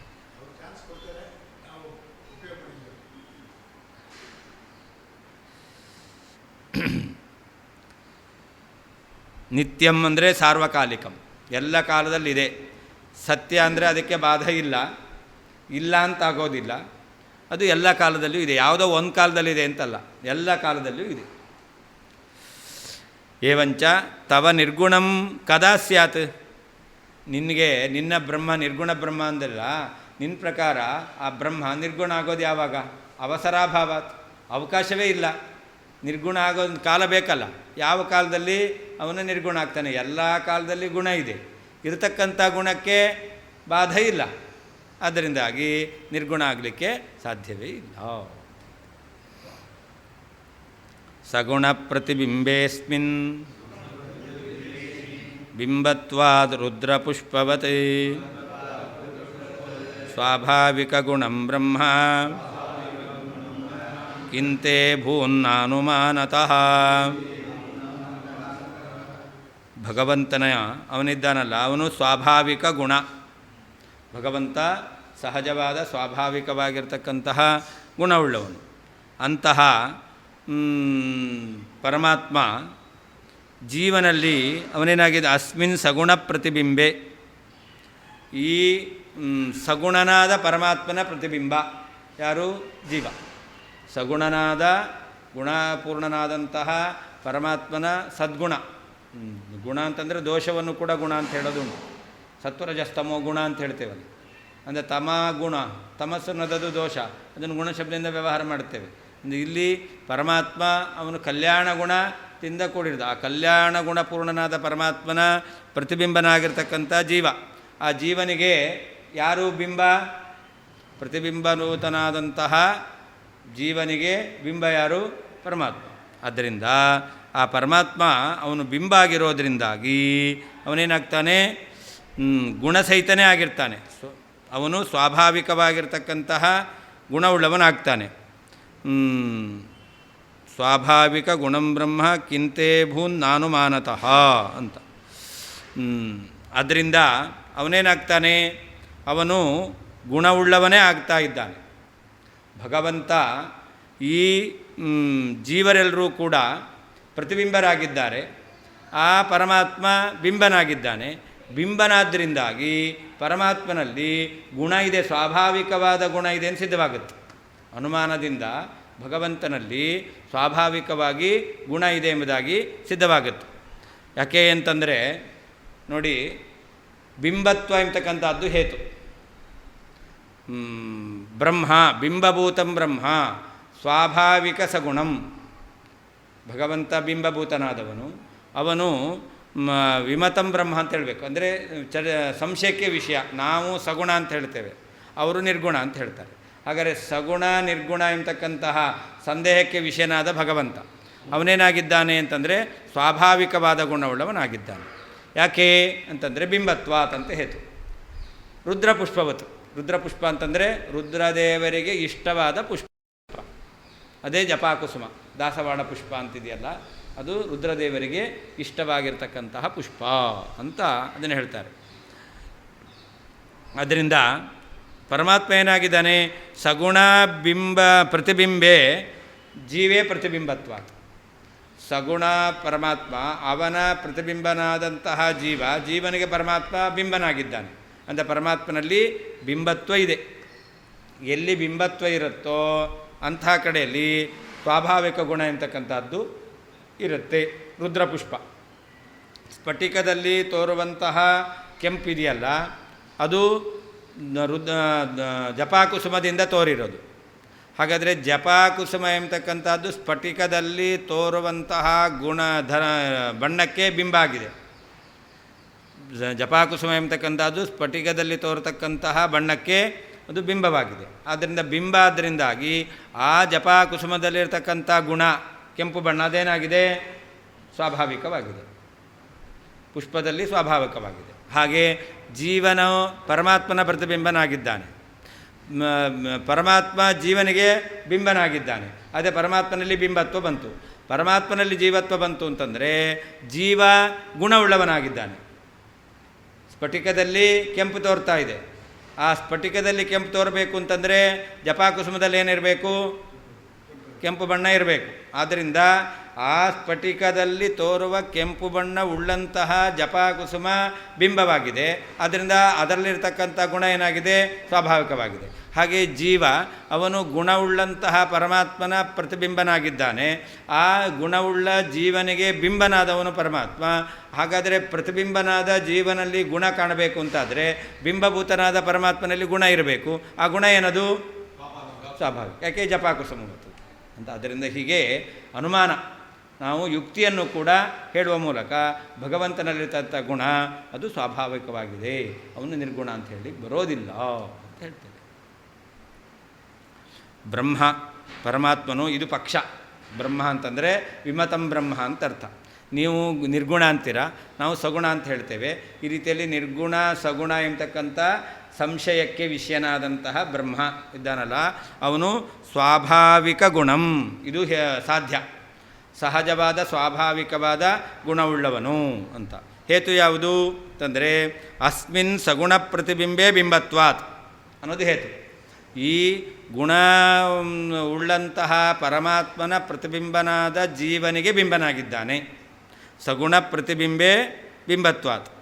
ಈ ಸಗುಣನ ಪ್ರತಿಬಿಂಬನಾದ ಜೀವ ಅವನಿಗೆ ಬಿಂಬನಾಗಿದ್ದಾನೆ ಅನ್ನೋದು ಹೇತು. ಇದ್ಯಾವುದು, ರುದ್ರಪುಷ್ಪವತ್ ಜಪಾಕುಸುಮದಂತೆ ಅನ್ನೋದು ದೃಷ್ಟಾಂತ.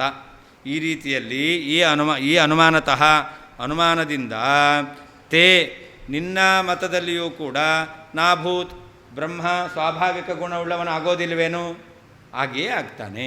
ಈ ಅನುಮಾನದಿಂದ ನೀನು ಕೂಡ ಬ್ರಹ್ಮನನ್ನು ಸ್ವಾಭಾವಿಕ ಗುಣವುಳ್ಳವನು ಅಂತ ಒಪ್ಪಬೇಕಾಗುತ್ತೆ. ಬ್ರಹ್ಮ ಸಗುಣ ಅಥವಾ ನಿರ್ಗುಣ ಎಂಬತಕ್ಕಂತಹ ಸಂದೇಹಕ್ಕೆ ವಿಷಯನಾಗಿರ್ತಕ್ಕಂತಹ ಪರಮಾತ್ಮನು ಸ್ವಾಭಾವಿಕ ಗುಣಂ, ಸ್ವಾಭಾವಿಕವಾದ ಗುಣವುಳ್ಳವನು, ಇದು ಸಾಧ್ಯ. ಹೇತು ಅಸ್ಮಿನ್ ಸಗುಣ ಪ್ರತಿಬಿಂಬೆ ಬಿಂಬತ್ವಾತ್ ಅನ್ನೋದು ಹೇತು. ಈ ಯಾವ ಸಗುಣನ ಪ್ರತಿಬಿಂಬನಾದ ಜೀವನಲ್ಲಿ ಬಿಂಬನಾಗಿದ್ದಾನೆ ಅನ್ನೋದು ಹೇತು. ಉದಾಹರಣೆ ರುದ್ರಪುಷ್ಪವತು ಜಪಾಕುಸುಮದಂತೆ.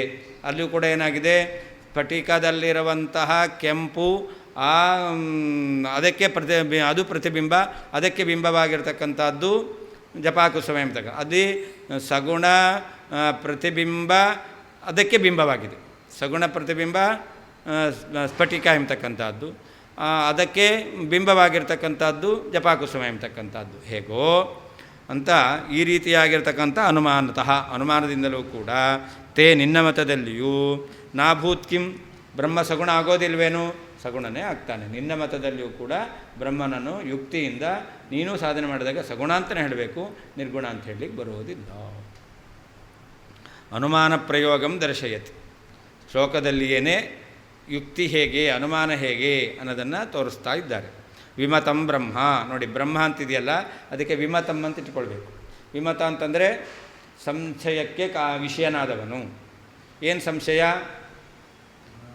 ಸಗುಣ ನಿರ್ಗುಣ ಎಂಬತಕ್ಕಂಥ ಸಂಶಯ. ನಾವು ಭಗವಂತನನ್ನು ಸಗುಣ ಅಂತೇವೆ, ಅವರು ನಿರ್ಗುಣ ಅಂತ ಹೇಳ್ತಾರೆ. ಹಾಗಾದರೆ ಏನು ಸಂಶಯ ಬರುತ್ತೆ? ಭಗವಂತ ಸಗುಣನೋ ನಿರ್ಗುಣ ಅಂತ ಸಂಶಯ ಬರುತ್ತೆ. ಅಂದರೆ ಸಗುಣ ನಿರ್ಗುಣ ಎಂಬತಕ್ಕಂಥ ಸಂಶಯಕ್ಕೆ ವಿಷಯನಾದ ಬ್ರಹ್ಮ ಅವನೇನಾಗಿದ್ದಾನೆ? ಸ್ವಾಭಾವಿಕ ಗುಣಂ, ಅದಕ್ಕರ್ಥ ಸ್ವಾಭಾವಿಕ ಗುಣವತ್ ಅಂತ ಅರ್ಥ. ಸ್ವಾಭಾವಿಕವಾದ ಗುಣ ಉಳ್ಳವನು. ಏನು ಹೇತು? ಸಗುಣ ಪ್ರತಿಬಿಂಬೇಸ್ಮಿನ್ ಜೀವೇ ಬಿಂಬತ್ವಾತ್. ಬಿಂಬತ್ವಾತ್ ಅಂತ ಹೇತು. ಅದಕ್ಕೆ ಹೇಳ್ತಾರೆ ಅತ್ರ ಬಿಂಬತ್ವಾದಿತ್ಯೇವ ಹೇತು. ಬಿಂಬತ್ವಾತ್ ಅಂತ ಇಷ್ಟೇ ಹೇತು. ಮತ್ತು ಹಾಗಾದರೆ ಸಗುಣ ಪ್ರತಿಬಿಂಬೆ ಜೀವೆ ಅಂತ ಯಾಕೆ ಹೇಳಿದ್ರು? ಸಗುಣ ಪ್ರತಿಬಿಂಬೆ ಅಸ್ಮಿನ್ ಅಂತ ಅದಕ್ಕೆ ಹೇಳ್ತಾರೆ ನೀರೂಪ ಕಾಲವಾಯುವಾದೇಹೇ ಪ್ರತಿಫಲನ ಅದರ್ಶನಾತ್. ಯಾವುದು ರೂಪವುಳ್ಳದ್ದಲ್ಲವೋ ಅದರ ಪ್ರತಿಬಿಂಬ ಇಲ್ಲವೇ ಇಲ್ಲ. ಗಾಳಿಯ ಪ್ರತಿಬಿಂಬ ಇದೆಯಾ? ಇಲ್ಲ. ಹಾಗೆ ಕಾಲದ ಪ್ರತಿಬಿಂಬ ಇಲ್ಲ. ಯಾವುದಕ್ಕೆ ರೂಪ ಇಲ್ಲವೋ ಅದರ ಪ್ರತಿಬಿಂಬ ಎಂಬತಕ್ಕಂಥದ್ದು ಇಲ್ಲ. ಮೂರದ್ದೇ ಪ್ರತಿಬಿಂಬ. ಪೃಥ್ವಿ, ಅಪ್ಪು, ತೇಜಸ್, ಇದು ಮೂರರಲ್ಲಿ ರೂಪ ಇದೆ, ಅದರ ಪ್ರತಿಬಿಂಬ ಹೇಳ್ಬೋದು. ವಾಯು, ಆಕಾಶ ಅವುಗಳಲ್ಲಿ ರೂಪ ಇಲ್ಲ. ಕಾಲ ಅವುಗಳಲ್ಲಿ ರೂಪ ಇಲ್ಲ, ಅದರ ಪ್ರತಿಬಿಂಬ ಇಲ್ಲ. ಆದ್ದರಿಂದ ನೀರೂಪ ಕಾಲ ವಾಯುವಾದೇಹೇ ಪ್ರತಿಫಲನ ಅದರ್ಶನಾತ್. ರೂಪರಹಿತವಾದ ಕಾಲ ವಾಯು ಇವುಗಳಲ್ಲಿ ಪ್ರತಿಬಿಂಬ ಎಂಬತಕ್ಕಂಥದ್ದು ಇಲ್ಲವೇ ಇಲ್ಲ. ಆದ್ದರಿಂದ ಏನಾಯಿತು? ಸಗುಣ ಇತ್ಯಾದಿ ವಿಶೇಷಣಂ ಪ್ರಯೋಜ್ಯ ಪ್ರಯೋಗ ಭಾವ ಸ್ಫೋರಕತೆಯ ಉಪಾತ್ತಮಿತಿ ಜ್ಞಾತವ್ಯಂ ಅಂತ. ಪರಮಾತ್ಮ ಅವನ ಪ್ರತಿಬಿಂಬ ಜೀವ ಅಂತಾದರೆ ಏನಾಗಬೇಕು? ಪರಮಾತ್ಮನಲ್ಲಿ ರೂಪಾದಿ ಗುಣ ಇದೆ ಅಂತ ಹೇಳಿದಂತೆ ಆಯಿತು. ಆದ್ದರಿಂದ ಭಗವಂತನಲ್ಲಿ ಗುಣ ಇದೆ ಅಂತ ಒಪ್ಪಬೇಕು. ಯಾಕೆ ಅಂತಂದರೆ ಜೀವ ಅವನ ಪ್ರತಿಬಿಂಬನಾಗಿದ್ದಾನೆ. ಎಂಥವನ ಪ್ರತಿಬಿಂಬ? ಗುಣವುಳ್ಳಂತಹ ಪರಮಾತ್ಮನ ಪ್ರತಿಬಿಂಬ. ಯಾಕೆ ಗುಣವುಳ್ಳವನಂತ ಹೇಳಿದರು ಅಂತಂದರೆ ಜೀವನಲ್ಲಿ ಗುಣ ತೋರಬೇಕು ಅಂತಾದರೆ ಬಿಂಬದಲ್ಲಿ ಗುಣ ಇದ್ದಾಗ ಪ್ರತಿಬಿಂಬದಲ್ಲಿ ತೋರುತ್ತೆ. ಜೀವ ಪ್ರತಿಬಿಂಬ. ಹಾಗೆ ಪ್ರತಿಬಿಂಬಭೂತನಾದ ಜೀವನಲ್ಲಿ ಗುಣ ತೋರೋದಾದರೆ ಅದಕ್ಕೆ ಪ್ರಯೋಜಕವಾದದ್ದು ಯಾವುದು? ಬಿಂಬದಲ್ಲಿ ಗುಣ ಎಂಬತಕ್ಕಂಥದ್ದು. ಅದನ್ನು ತಿಳಿಸ್ಲಿಕ್ಕೋಸ್ಕರ ಸಗುಣ ಪ್ರತಿಬಿಂಬೆ ಅಸ್ಮಿನ್ ಪ್ರತಿಬಿಂಬತ್ವಾತ್ ಎಂಬುದಾಗಿ ಇದನ್ನು ಹೇತುಗರ್ಭ ವಿಶೇಷಣ ಅಂತ ಹೇಳ್ತಾರೆ. ಈ ಜೀವನಲ್ಲಿ ಗುಣ ಎಂಬತಕ್ಕಂಥದ್ದು ತೋರ್ತಾ ಇದೆ ಅಂತಾದರೆ ಆವಾಗ ಬಿಂಬದಲ್ಲಿ ಗುಣ ಇರಲೇಬೇಕು. ಯಾಕೆ? ಜೀವ ಪ್ರತಿಬಿಂಬ. ಪ್ರತಿಬಿಂಬಭೂತನಾದ ಜೀವನಲ್ಲಿ ಗುಣ ತೋರುತ್ತೆ ಅಂತಾದರೆ ಆವಾಗ ಸಗುಣ ಪ್ರತಿಬಿಂಬ ಅಂತ ಹೇಳಿದ್ರಿಂದ ಆ ಬಿಂಬಭೂತನಾದ ಪರಮಾತ್ಮನಲ್ಲಿ ಗುಣ ಒಪ್ಪಲೇಬೇಕು. ತಾದೃಶ ಬಿಂಬ ಪ್ರಯೋಜ್ಯವಾದ ಪ್ರಯೋಜಕ, ಬಿಂಬವು ಪ್ರಯೋಜಕ, ಅದರಿಂದ ಬರತಕ್ಕಂಥದ್ದು ಪ್ರತಿಬಿಂಬದಲ್ಲಿ ಗುಣ. ಅಂದರೆ ಪ್ರತಿಬಿಂಬದಲ್ಲಿರ್ತಕ್ಕಂಥ ಗುಣ ಪ್ರಯೋಜ್ಯ, ಬಿಂಬದಲ್ಲಿರ್ತಕ್ಕಂಥ ಗುಣ ಪ್ರಯೋಜಕ. ಪ್ರಯೋಜಕ ಭಾವ ಇದೆ ಅಂತ. ಆಕಾರ ಅಂದ್ರೇನು? ಗುಣ. ಹಾಂ, ಹಾಗಾದರೆ ಆಕಾರ ರೂಪವಾದ ಅಂದರೆ ಗುಣ ಅದೇ ಆಕಾರ ಮಾತ್ರ ಗುಣ ಅಲ್ಲ. ವಾಯುವಿನಲ್ಲಿ ಸ್ಪರ್ಶ ಇದೆ, ಅದು ಗುಣವೇ. ಆದರೆ ಇಲ್ಲಿ ಜೀವನಲ್ಲಿ ಏನೊಂದು ಆಕೃತಿ ಇದೆಯಲ್ಲ, ಆಕೃತಿ ಆಕಾರ ಅದು ಬರಬೇಕು ಅಂತಾದರೆ ಬಿಂಬದಲ್ಲಿ ಇರಲೇಬೇಕು. ಅಂದರೆ ಭಗವಂತ ಸಗುಣನೇ, ಸಾಕಾರ ಸಗುಣನೇ ಆಗಿದ್ದಾನೆ. ಹಾಂ, ಗುಣ ಮತ್ತು ಆಕಾರ ಎರಡು.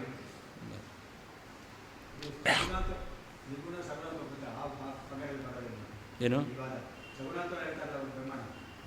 ಆಹಾ, ಮುಂದೆ ಹೇಳ್ತಾರೆ ನೀವು ಹೇಳುವ ನಿರ್ಗುಣನೇ ನಮ್ಮತ ಪ್ರಕಾರ ಸಗುಣ. ಸಗುಣ ಭಿನ್ನನಾದಂಥ ನಿರ್ಗುಣ ಇಲ್ಲ, ಅದನ್ನು ಹೇಳ್ತಾ ಇರೋದು. ಹಾಂ, ನಿರ್ಗುಣ ಬ್ರಹ್ಮ ಅಂತ ಒಪ್ಪಲಿಕ್ಕೆ ಬರಲ್ಲ. ಹಾಗಾದರೆ ಅವ್ರು ಹೇಳ್ತಕ್ಕಂಥ ಸಗುಣ ಬ್ರಹ್ಮ ಇದೆಯಲ್ಲ ಅವನೇ ನಿರ್ಗುಣ ಬ್ರಹ್ಮ ಅಂತ ಹೇಳಬೇಕು. ಹಾಂ, ಅದು ಬಿಟ್ಟು ಇನ್ನೊಬ್ಬ ನಿರ್ಗುಣ ಇಲ್ಲ. ನಾವು ಅದನ್ನು ಹೇಳ್ತಾ ಇರೋದು. ಈಗ ನಿರ್ಗುಣ ಯಾವಾಗ ಆಗ್ತಾನೆ? ಧರ್ಮಿ ಇರಬೇಕು, ಧರ್ಮ ಇರಬಾರ್ದು. ಧರ್ಮಿ ಇದ್ದು ಧರ್ಮ ಇಲ್ಲದಂತಹ ಕಾಲ ಯಾವುದು? ಅದಕ್ಕೋಸ್ಕರ ನಿರ್ಗುಣ ಬ್ರಹ್ಮ ಅನ್ನೋದು.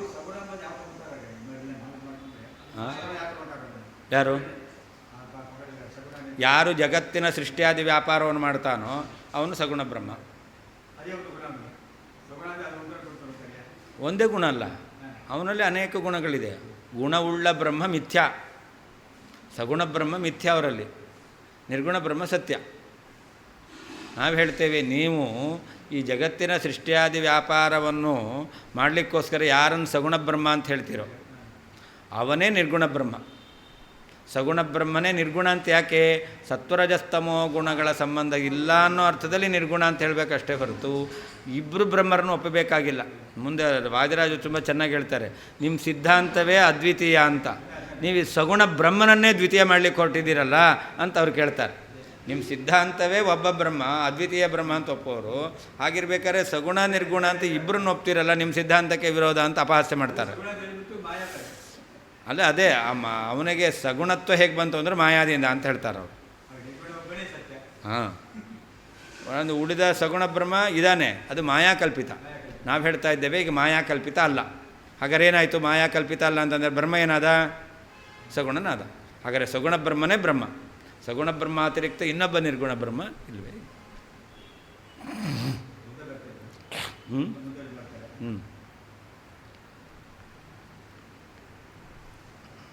ಅಂದರೆ ಸಗುಣ ಇತ್ಯಾದಿ ವಿಶೇಷಣಂ ಪ್ರಯೋಜ್ಯ ಪ್ರಯೋಜಕ ಭಾವ ಸ್ಫೋರಕತೆಯ ಉಪಾತ್ತಮಿತಿ ಜ್ಞಾತವ್ಯಂ ಅಂತ.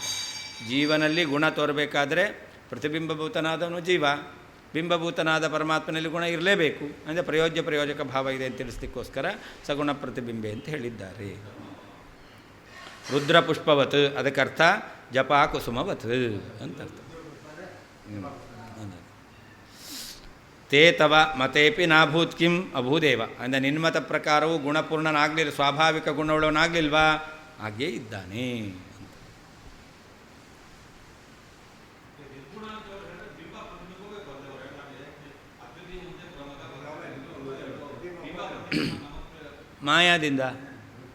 ಮಾಯೆಯಿಂದ ಜೀವರೆಲ್ಲ ಪ್ರತಿಬಿಂಬರಾಗಿದ್ದಾರೆ. ಮಾಯಾದಿಂದ ಜೀವ ಎಲ್ಲ ಪ್ರತಿಬಿಂಬರಾಗಿದ್ದಾರೆ. ಅದೇ ಅಂದರೆ ಏನು, ಮಾಯಿಕರಾದವರೆಲ್ಲರೂ ಕೂಡ ಆ ನಿರ್ಗುಣ ಬ್ರಹ್ಮನಿಗೆ ಮಾಯಾ ಸಂಬಂಧ ಆಗಿದ್ದರಿಂದಾಗಿ ಈ ಎಲ್ಲ ಜೀವರು ಬಂದಿದ್ದಾರೆ ಅಷ್ಟೇ. ಮಾಯಾ ಸಂಬಂಧದಿಂದ ಸಗುಣ ಬ್ರಹ್ಮ ಜೀವರು ಇವರೆಲ್ಲ ಉಂಟಾಗಿದೆ. ಅದನ್ನೇ ಒಪ್ಪದವರು. ಬಿಂಬ ಪ್ರತಿಬಿಂಬ ಅಂತಲೇ ಒಪ್ಪಲ್ಲ. ಏನು? ಹಾಂ,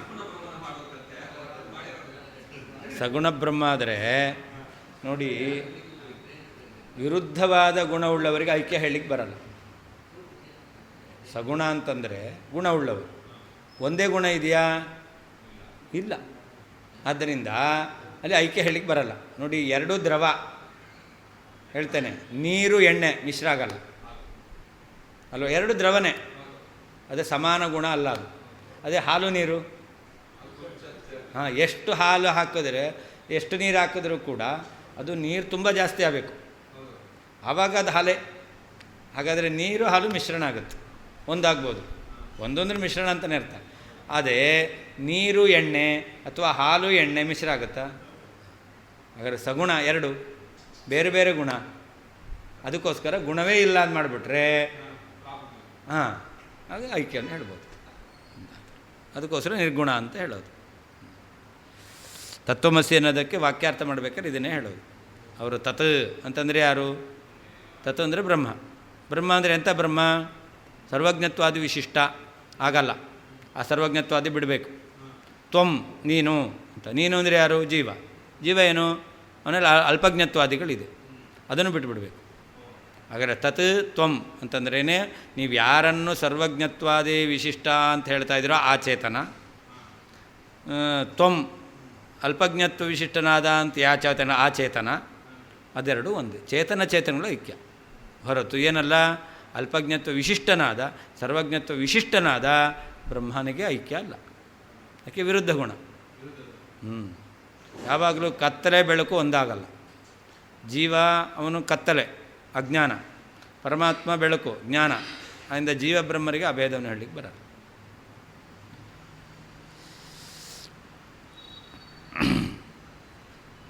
ಸ್ವಾಭಾವಿಕೀ ಜ್ಞಾನಬಲ ಕ್ರಿಯಾಚೇತ್ಯಾಹ ತಚ್ಛ್ರುತಿ ಯನ್ಮೂಲಂ ಸಗುಣಂ ತೇ ಸ್ಯಾತ್ ಸ ಏವಾಸ್ಮಾಕಮೀಶ್ವರಃ. ನೋಡಿ ಅದೇ ಹೇಳ್ತಾ ಇದ್ದಾರೆ. ಯನ್ಮೂಲಂ ಸಗುಣಂ ತೇ ಸ್ಯಾತ್. ನೀನು ಯಾವ ಬ್ರಹ್ಮನನ್ನು ಸಗುಣನಿಗೆ ಮೂಲ ಅಂತ ಹೇಳ್ತೀಯೋ, ಯಾಕೆ ಸಗುಣ ಇದ್ದಾನಲ್ಲ ಆ ಸಗುಣನೂ ಕೂಡ ಪ್ರತಿಬಿಂಬ ನಿನ್ಮತ ಪ್ರಕಾರ. ಆ ಮಾಯಾ ಸಂಬಂಧದಿಂದ ಅಸಗುಣ ಆಗಿರೋದು. ಹಾಗಾದರೆ ಮಾಯಾ ಸಂಬಂಧ ಯಾರಿಗೆ? ನಿರ್ಗುಣನಿಗೆ. ಆಯಿತಾ? ನಿರ್ಗುಣನಿಗೆ ಮಾಯಾ ಸಂಬಂಧ ಆದ್ದರಿಂದ ಸಗುಣ ಬ್ರಹ್ಮ ಅದ ಅಲ್ವಾ? ಹಾಗಾದರೆ ಆ ಸಗುಣ ಬ್ರಹ್ಮ ಆಗಬೇಕು ಅಂದರೆ ಯಾರಿರಬೇಕು? ಮೂಲನಾದಂಥ ಬ್ರಹ್ಮ ಇರಬೇಕು. ಯಾರಿಗೆ ಮಾಯಾ ಸಂಬಂಧ ಆಗುತ್ತೋ ಆ ಬ್ರಹ್ಮನೇ ಇಲ್ಲ ಅಂತಾದರೆ ಸಗುಣ ಆಗುತ್ತಾ? ಇಲ್ಲ. ಹಾಗಾದರೆ ಸಗುಣ ಬ್ರಹ್ಮ ಅಂತ ಒಪ್ಪಬೇಕು ಅಂತಾದರೆ ಒಬ್ಬ ನಿರ್ಗುಣ ಬ್ರಹ್ಮ ಬೇಕು ಅಂತ ಹೇಳ್ತಾರೆ. ನೀನು ಯಾವ ಸಗುಣ ಬ್ರಹ್ಮನಿಗೆ ಮೂಲ ಅಂತ ಹೇಳ್ತೀಯೋ ಅದನ್ನೇ ನಾವೇನು ಹೇಳ್ತೇವೆ? ಈ ಅಸ್ಮಾಕಂ ಈಶ್ವರ. ನಮ್ಮತ ಪ್ರಕಾರ ಸರ್ವನಿಯಾಮಕನಾದ ಸ್ವತಂತ್ರನಾದ ಪರಮಾತ್ಮ ಅಂದರೆ ಅವನೇ. ಸಗುಣನಿಗೆ ಮೂಲನಾದ ವ್ಯಕ್ತಿ ಇದ್ದಾನಲ್ಲ ಅವನೇ ನಮ್ಮತ ಪ್ರಕಾರ ಸಗುಣ, ಅವನೇ ಸರ್ವತಂತ್ರ ಸ್ವತಂತ್ರ ಅಂತ ಹೇಳ್ತೇವೆ. ಭಗವಂತನ ಗುಣಗಳು ಶ್ರುತಿ ಹೇಳ್ತಾ ಇದೆ ಎಲ್ಲವೂ ಕೂಡ ಅದು ಸತ್ಯ, ಸ್ವಾಭಾವಿಕ. ಯಾಕೆ? ಸ್ವಾಭಾವಿಕಿ ಜ್ಞಾನಬಲ ಕ್ರಿಯಾಚ ಇತ್ಯಾಹ ಶ್ರುತಿ ಅಂತ. ಭಗವಂತನ ಗುಣಗಳೆಲ್ಲವೂ ಕೂಡ ಏನಾಗಿದೆ? ಸ್ವಾಭಾವಿಕವಾಗಿದೆ. ಜ್ಞಾನಬಲ ಕ್ರಿಯಾ, ಸ್ವಾಭಾವಿಕಿ ಜ್ಞಾನಬಲ ಕ್ರಿಯಾಚ ಅಂತ ಶ್ರುತಿ. ಭಗವಂತನ ಜ್ಞಾನ ಬಲ ಕ್ರಿಯಾ ಎಲ್ಲವೂ ಸ್ವಾಭಾವಿಕವಾದದ್ದು. ಸ್ವಾಭಾವಿಕವಾದದ್ದಕ್ಕೆ ನಾಶ ಇಲ್ಲ. ಹಾಗಾದರೆ ಭಗವಂತ ಸಗುಣನೇ ಆಗಬೇಕು. ನೀನು ಯಾವ ನಿರ್ಗುಣ ಬ್ರಹ್ಮ ಅಂತ ಹೇಳ್ತೀಯೋ ಅವನೇ ನಮ್ಮತ ಪ್ರಕಾರ ಎಲ್ಲರಿಗೂ ನಿಯಾಮಕನಾಗಿರ್ತಕ್ಕಂತಹ ವ್ಯಕ್ತಿ. ನಿರ್ಗುಣ ಬ್ರಹ್ಮ ಯಾಕೆ ಅಂತಂದರೆ ಆ ನಿರ್ಗುಣ ಬ್ರಹ್ಮನೇ ಸಗುಣ ಬ್ರಹ್ಮನಿಗೆ ಮೂಲ. ಸಗುಣ ಬ್ರಹ್ಮನಿಗೆ ಮೂಲ ಯಾರು? ನಿರ್ಗುಣ. ಅದನ್ನು ಯನ್ಮೂಲಂ ಸಗುಣಂ ತೇ ಸ್ಯಾತ್. ನಿನ್ಮತ ಪ್ರಕಾರ ಯಾವ ಸಗುಣ ಬ್ರಹ್ಮನಿಗೆ ಮೂಲ ಆಗಿದ್ದಾನೋ ಅವನೇ ನಮ್ಮತ ಪ್ರಕಾರ ಅನಂತ ಸ್ವಾಭಾವಿಕ ಕಲ್ಯಾಣ ಗುಣವುಳ್ಳವನು ಅಂತ ಹೇಳ್ತೇವೆ.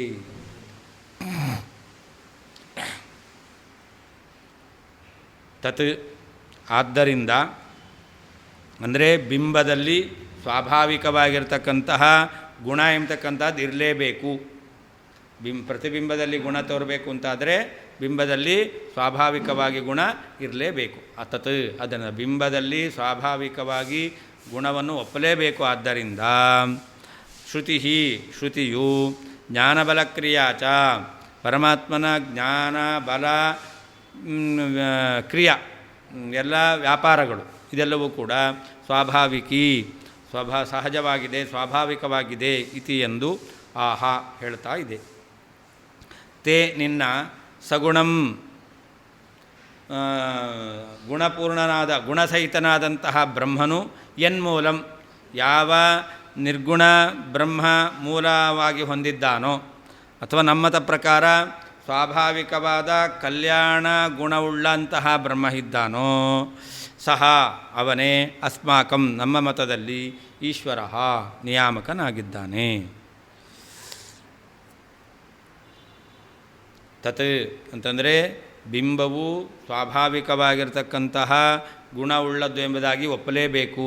ಆದ್ದರಿಂದ ಶ್ರುತಿ ವೇದವು ಜ್ಞಾನಬಲ ಕ್ರಿಯಾಚ ಪರಮಾತ್ಮನ ಜ್ಞಾನ ಬಲ ಕ್ರಿಯೆಗಳು ಸ್ವಾಭಾವಿಕವಾದವುಗಳು ಇತಿ ಈ ರೀತಿಯಲ್ಲಿ ಆಹಾ ಹೇಳ್ತಾ ಇದೆ.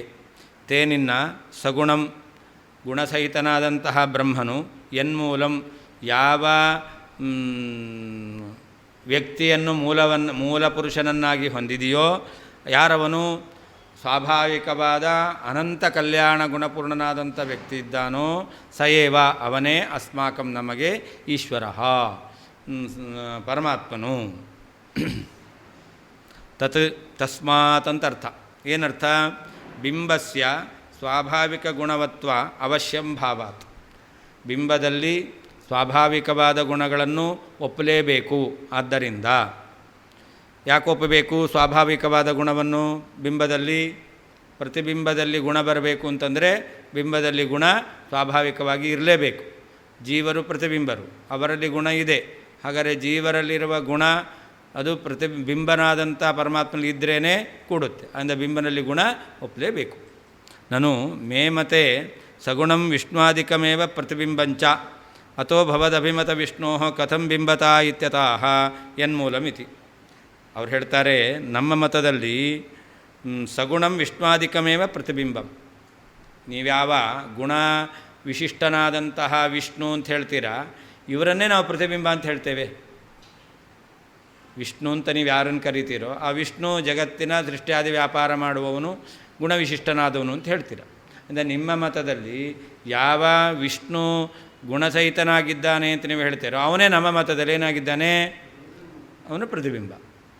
ಆ ಪ್ರತಿಬಿಂಬ ಬೇಕಾದರೆ ಅದಕ್ಕೊಂದು ಬಿಂಬ ಇರಬೇಕು. ಅವನು ನಿರ್ಗುಣ ಬ್ರಹ್ಮ ಅಂತ ನಾವು ಹೇಳ್ತೇವೆ. ಅತಃ ಭವದಭಿಮತ ವಿಷ್ಣು ಕಥಂ ಬಿಂಬತ. ಅಂದರೆ ನೀವು ಹೇಳ್ತಕ್ಕಂಥ ವಿಷ್ಣುವಿಗೆ, ಗುಣಪೂರ್ಣನಾದ ವಿಷ್ಣುವಿಗೆ ಪ್ರತಿಬಿಂಬತ್ವ ನಮ್ಮತ ಪ್ರಕಾರ ಇರೋದು, ನೀವು ಅವನಿಗೆ ಬಿಂಬತ್ವ ಹೇಳ್ತಾ ಇದ್ದೀರಾ. ಅದೇಗೆ ಸಾಧ್ಯ ಅಂತಂದರೆ ಅದಕ್ಕೆ ಹೇಳ್ತಾರೆ ಯನ್ಮೂಲಮಿತಿ. ತೇ ಅಂದರೆ ತವ, ಸಗುಣಂ ಅಂದರೆ ಶಬಲಂ ಬ್ರಹ್ಮ. ಅವ್ರ ಮತ ಪ್ರಕಾರ ಸಗುಣ ಬ್ರಹ್ಮನೇನಂತ ಕರೀತಾರೆ? ಶಬಲ ಬ್ರಹ್ಮ ಎಂಬುದಾಗಿ ಕರೀತಾರೆ. ಅಂತಹ ಬ್ರಹ್ಮ ಯನ್ಮೂಲಂ ಯದನಂತ ಸ್ವಾಭಾವಿಕ ಕಲ್ಯಾಣ ಗುಣಪೂರ್ಣಂ ಮೂಲಂ ಬಿಂಬಂ ಯಸ್ಯ ಇತಿ ವಿಗ್ರಹ ಅಂತ. ಯತ್ ಮೂಲಂ ಯಸ್ಯ ಅಂತ. ಶಬಲ ಬ್ರಹ್ಮನಿಗೆ ಅನಂತ ಕಲ್ಯಾಣ ಗುಣ ಪರಿಪೂರ್ಣನಾಗಿರ್ತಕ್ಕಂತಹ ಬ್ರಹ್ಮನೇ ಮೂಲನಾಗಿದ್ದಾನೆ ಅಂತ. ಯಾವ ಶಬಲ ಬ್ರಹ್ಮನಿಗೆ ಅನಂತ ಕಲ್ಯಾಣ ಗುಣ ಪರಿಪೂರ್ಣನಾಗಿರ್ತಕ್ಕಂತಹ ಒಬ್ಬ ಶಬಲ ಬ್ರಹ್ಮನಿಗೆ ಬಿಂಬ ಬೇಕಲ್ಲ. ಶಬಲ ಬ್ರಹ್ಮ ಪ್ರತಿಬಿಂಬ ಅಂತಾದರೆ ಅದಕ್ಕೊಂದು ಬಿಂಬ ಬೇಕೇ ಬೇಕು. ಅವನ್ಯಾರು? ಅನಂತ ಕಲ್ಯಾಣ ಗುಣ ಪರಿಪೂರ್ಣನಾಗಿರ್ತಕ್ಕಂಥವನು. ಕೆ ಬಿಂಬದಲ್ಲಿ ಇದ್ದರೆ ಪ್ರತಿಬಿಂಬದಲ್ಲಿ ತೋರುತ್ತೆ. ಪ್ರತಿಬಿಂಬ ವಿಷ್ಣು ಅಂತ ಹೇಳಿದ್ರಿ. ಪ್ರತಿಬಿಂಬ ವಿಷ್ಣು ಅಂತ ಹೇಳಿದ್ರೆ ಆ ವಿಷ್ಣು ಅವನು ಗುಣವುಳ್ಳವನು, ಹೌದಲ್ವೋ? ಹಾಗಾದರೆ ಗುಣವುಳ್ಳಂಥ ವಿಷ್ಣು ಪ್ರತಿಬಿಂಬ ಆದರೆ ಗುಣ ಪ್ರತಿಬಿಂಬದಲ್ಲಿ ತೋರ್ಬೇಕಾದ್ರೆ ಏನಾಗಬೇಕು? ಬಿಂಬದಲ್ಲಿ ಇರಲೇಬೇಕು. ಹಾಗಾದರೆ ಈ ಪ್ರತಿಬಿಂಬಭೂತನಾದ ವಿಷ್ಣುವಿಗೆ ಯಾರು ಬಿಂಬ ಅಂತ ಹೇಳ್ತೀರೋ ಅವನೇನಾಗಿರಬೇಕು? ಅನಂತ ಕಲ್ಯಾಣ ಗುಣ ಪರಿಪೂರ್ಣನೇ ಆಗಿರಬೇಕು. ಯಾಕೆ ಬಿಂಬದಲ್ಲಿ ಗುಣ ಇಲ್ಲ ಅಂದರೆ ಪ್ರತಿಬಿಂಬದಲ್ಲಿ ತೋರಲ್ಲ. ವಿಷ್ಣುವಿನಲ್ಲಿ ಏನು ತೋರ್ತಾ ಇದೆ? ಅನಂತ ಕಲ್ಯಾಣ ಗುಣಪೂರ್ಣತ್ವ ತೋರ್ತಾ ಇದೆ. ಈಗ ಇನ್ನೊಬ್ಬ ಹೇಳಿದ್ರಿ ಅಷ್ಟೇ ಸರಿ. ಈಗ ನಮಗೆ ವಿಷ್ಣು ಶಬ್ದವಾಚ್ಯನಾದವನೇ ಅಂತ ನಾವು ಹೇಳುತ್ತಾ ಇಲ್ಲ. ವಿಷ್ಣು ಶಬ್ದವಾಚ್ಯನಾದವನು ನಿಮ್ಮತ ಪ್ರಕಾರ ಪ್ರತಿಬಿಂಬ ಅಂತ ಇಟ್ಕೊಂಡ್ರೆ ಅವನು ಪ್ರತಿಬಿಂಬ ಆಗಬೇಕಾದ್ರೆ ಅದಕ್ಕೊಂದು ಬಿಂಬ ಇರಲೇಬೇಕು. ಯಾಕೆ? ಪ್ರತಿಬಿಂಬದಲ್ಲಿ ಗುಣ ತೋರಬೇಕು ಅಂದರೆ ಬಿಂಬದಲ್ಲಿ ಇದ್ರೇ. ಹಾಗಾದರೆ ಜ್ಞಾನಾನಂದಾಡಿ ಗುಣಪೂರ್ಣನಾದವನು ವಿಷ್ಣು ಅಂತ ಹೇಳ್ತೀರಾ, ಹೊತ್ತಾನೆ ಅವನು ಪ್ರತಿಬಿಂಬ. ಅವನೇ ಹೇಳ್ಕೊಂಡ ಮೇ ಮತೆ ಸಗುಣಂ ವಿಷ್ಣುವಾದಿಕಮೇವ ಪ್ರತಿಬಿಂಬಂ ಅಂತ. ಹಾಗಾದರೆ ವಿಷ್ಣುವಾದಿಗಳನ್ನು ಪ್ರತಿಬಿಂಬ ಅಂತ ಹೇಳಿದ್ರೆ ಪ್ರತಿಬಿಂಬದಲ್ಲಿ ಗುಣ ತೋರಬೇಕು ಅಂದರೆ ಅದಕ್ಕೊಂದು ಬಿಂಬ ಇರಲೇಬೇಕು. ಆ ಬಿಂಬ ಯಾರು? ಪ್ರತಿಬಿಂಬದಲ್ಲಿ ಗುಣ ತೋರಬೇಕು, ಅವನಲ್ಲಿಯೂ ಗುಣ ಇರಲೇಬೇಕು. ಪ್ರತಿಬಿಂಬದಲ್ಲಿ ಜ್ಞಾನಾನಂದಾದಿ ಗುಣ ತೋರ್ತಾ ಇದೆ ಅಂತಂದರೆ ಅವನಲ್ಲಿ ಅನಂತ ಸ್ವಾಭಾವಿಕ ಗುಣಗಳು ಇರಲೇಬೇಕು. ಅವನನ್ನೇ ನಾವು ಏನಂತ ಕರಿತೇವೆ? ನಮ್ಮತ ಪ್ರಕಾರ ಈಶ್ವರ ಪರಮಾತ್ಮ ಅಂತ ಕರಿತೇವೆ. ಏನು ಅವರು ನಾವು ಹೇಳೋದು ಅದಕ್ಕೆ ಹೇಳಿದ್ದು. ನೀವೀಗ ಸಗುಣ ಬ್ರಹ್ಮ ನಿರ್ಗುಣ ಬ್ರಹ್ಮ ಅಂತ ಹೇಳ್ತೀರ. ನಿರ್ಗುಣ ಬ್ರಹ್ಮ ಸಗುಣ ಬ್ರಹ್ಮನಿಗೆ ಬಿಂಬ ಆಗಲ್ಲ. ಸಗುಣ ಬ್ರಹ್ಮ ಇದ್ದಾನೆ ಅಂತಂದಮೇಲೆ ಅವನಿಗೆ ನಿರ್ಗುಣ ಬ್ರಹ್ಮ ಬಿಂಬ ಆಗಲ್ಲ. ಯಾಕಾಗಲ್ಲ? ಅವನಲ್ಲಿ ಗುಣ ಇಲ್ಲ ಅಂದರೆ ಇವನಲ್ಲಿ ಏನು ಗುಣ ಬರುತ್ತೆ? ಹಾಗಾದರೆ ಈ ಸಗುಣ ಬ್ರಹ್ಮ ವಿಷ್ಣು ಅಂತ ಹೇಳಿದ ಮೇಲೆ ಅವನಿಗೆ ಬಿಂಬಭೂತನಾಗಿರ್ತಕ್ಕಂತಹ ಇನ್ನೊಬ್ಬ ಸಗುಣ ಬ್ರಹ್ಮ ಅಂತ ಇರಬೇಕು. ಸಗುಣ ಬ್ರಹ್ಮನಿಗೆ ಬಿಂಬನಾದ ಒಬ್ಬ ವ್ಯಕ್ತಿ ಇರಬೇಕು. ಯಾರಿರಬೇಕು? ನೀವು ಹೇಳ್ರಿ. ಗುಣಪೂರ್ಣನಾದ ವ್ಯಕ್ತಿಯೇ ಇರಬೇಕು. ನಿರ್ಗುಣ ಬ್ರಹ್ಮ ಬಿಂಬ ಆಗಲ್ಲ. ಹಾಗಾದ್ರೆ ನೀವೀಗ ವಿಷ್ಣುವಿನ ಪ್ರತಿಬಿಂಬ ಅಂತ ಹೇಳಿದ್ರಿ. ವಿಷ್ಣುವಿನ ಪ್ರತಿಬಿಂಬ ಅಂತ ಹೇಳಬೇಕಾದ್ರೆ ವಿಷ್ಣು ಯಾರು? ನೀವು ವಿಷ್ಣು ಅಂದರೆ ಈಗ ಪರಮಾತ್ಮ ಅಂತ ಇಟ್ಕೊಳ್ಬೇಡ್ರಿ, ಒಬ್ಬ ವ್ಯಕ್ತಿ ಅಂತ ಇಟ್ಕೊಳ್ರಿ, ಆಯಿತಾ? ಆ ವಿಷ್ಣು ಏನಾಗಿದ್ದಾನೆ? ಅವನು ಪ್ರತಿಬಿಂಬನಾಗಿದ್ದಾನೆ. ಎಂಥ ಪ್ರತಿಬಿಂಬನಾಗಿದ್ದಾನೆ? ಅನಂತ ಗುಣವುಳ್ಳಂತಹ ಪ್ರತಿಬಿಂಬನಾಗಿದ್ದಾನೆ. ಹಾಗಾದರೆ ಪ್ರತಿಬಿಂಬ ಆದ್ದರಿಂದ ಅದಕ್ಕೇನಿರಬೇಕು? ಬಿಂಬ ಇರಲೇಬೇಕು. ಬಿಂಬ ಎಂಥದ್ದಾಗಿರಬೇಕು? ಅನಂತ ಗುಣವುಳ್ಳದ್ದೇ ಆಗಿರಬೇಕು. ಹಾಗಾದರೆ ವಿಷ್ಣು ಶಬ್ದವಾಚ್ಯವಾದ ಅನಂತ ಗುಣವುಳ್ಳಂತಹ ಪ್ರತಿಬಿಂಬಕ್ಕೆ ಯಾವುದನ್ನೇನು ಬಿಂಬ ಅಂತ ಹೇಳ್ತೀಯೋ ಅದನ್ನು ನಾವು ಈಶ್ವರ ಅಂತ ಹೇಳ್ತೇವೆ. ಅವನು ಹೇಳಲ್ಲ, ಆದರೆ ನೀನು ಹೇಳಬೇಕಾಗುತ್ತೆ ಅಂತ ಹೇಳ್ತಾ ಇರೋದು. ನೀನು ಯಾಕೆ ಬಿಂಬದಲ್ಲಿ ಗುಣ ಇಲ್ಲದೇನೆ ಪ್ರತಿಬಿಂಬದಲ್ಲಿ ತೋರಲ್ಲ? ಈಗ ವಿಷ್ಣು ಅನಂತ ಗುಣ ಪರಿಪೂರ್ಣನಾಗಿದ್ದಾನೆ, ಅದಕ್ಕೆ ಅವನು ಪ್ರತಿಬಿಂಬ ಅಂತ ನೀನು ಹೇಳ್ತೀಯ. ಅವನಿಗೊಬ್ಬ ಬಿಂಬ ಇರಲೇಬೇಕು. ಹಾಗಾದ್ರೆ ಯಾರನ್ನು ಬಿಂಬ ಅಂತ ಹೇಳ್ತೀಯೋ ಅವನೇ ನಮ್ಮ ಮತ ಪ್ರಕಾರ ಪರಮಾತ್ಮ ಅಂತ ಹೇಳ್ತೀವಿ. ನಿರ್ಗುಣ ಅಂತ ಹೇಳಲ್ಲ ನಾವು. ಈಗ ವಿಷ್ಣುವಿಗೆ ಒಬ್ಬ ಬಿಂಬ ಬೇಕು, ವಿಷ್ಣುವನ್ನು ಪ್ರತಿಬಿಂಬ ಅಂತ ಹೇಳಿದ್ವಿ. ನಮ್ಮ ಸಿದ್ಧಾಂತ ಇಷ್ಟೇ, ಗುಣದ ಎಂಬತಕ್ಕಂಥದ್ದು ಪ್ರತಿಬಿಂಬದಲ್ಲಿ ಬರಬೇಕು ಅಂದರೆ ಬಿಂಬದಲ್ಲಿ ಇರಲೇಬೇಕು. ಬಿಂಬದಲ್ಲಿ ಇಲ್ಲದೇನೆ ಪ್ರತಿಬಿಂಬದಲ್ಲಿ ಸದ್ಗುಣಗಳು ಬರಲ್ಲ. ಹಾಗಾದರೆ ವಿಷ್ಣುವಿನಲ್ಲಿ ಸದ್ಗುಣಗಳು ಬಂದಿದೆ, ಅವನನ್ನು ನೀನು ಪ್ರತಿಬಿಂಬ ಅಂತ ಹೇಳ್ತೀಯ. ಹಾಗಾದರೆ ವಿಷ್ಣುವಿನಲ್ಲಿ ಗುಣ ಬಂದಿದೆ, ಅವನು ಪ್ರತಿಬಿಂಬನಾಗಿದ್ದರೆ ಅದಕ್ಕೆ ಒಬ್ಬ ಬಿಂಬ ಇರಲೇಬೇಕು. ಆ ಬಿಂಬನೇ ನಾವು ನಮ್ಮ ಪರಮಾತ್ಮ ಅಂತ ಹೇಳ್ತೇವೆ, ಈ ವಿಷ್ಣು ಅಂತ ಹೇಳಲ್ಲ.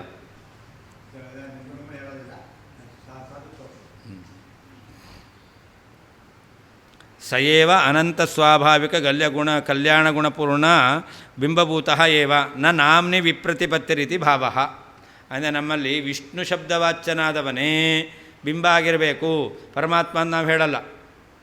ಮತ್ತು ಯಾರು ಗುಣವುಳ್ಳವರಾಗಿದ್ದಾರೋ ಪ್ರತಿಬಿಂಬರಾಗಿದ್ದಾರೋ ಅವರಿಗೆ ಗುಣವುಳ್ಳಂತಹ ಬಿಂಬ ಯಾರೋ ಅವನನ್ನು ಪರಮಾತ್ಮ ಅಂತ ಹೇಳ್ತೇವೆ. ಅಂದರೆ ವಿಷ್ಣು ಎಂಬತಕ್ಕಂಥವನು ನಿನ್ನ ಪ್ರಕಾರ ಪ್ರತಿಬಿಂಬ ಅಂತಂದರೆ ಅವನು ನಮ್ಮ ಪರಮಾತ್ಮ ಅಲ್ಲ.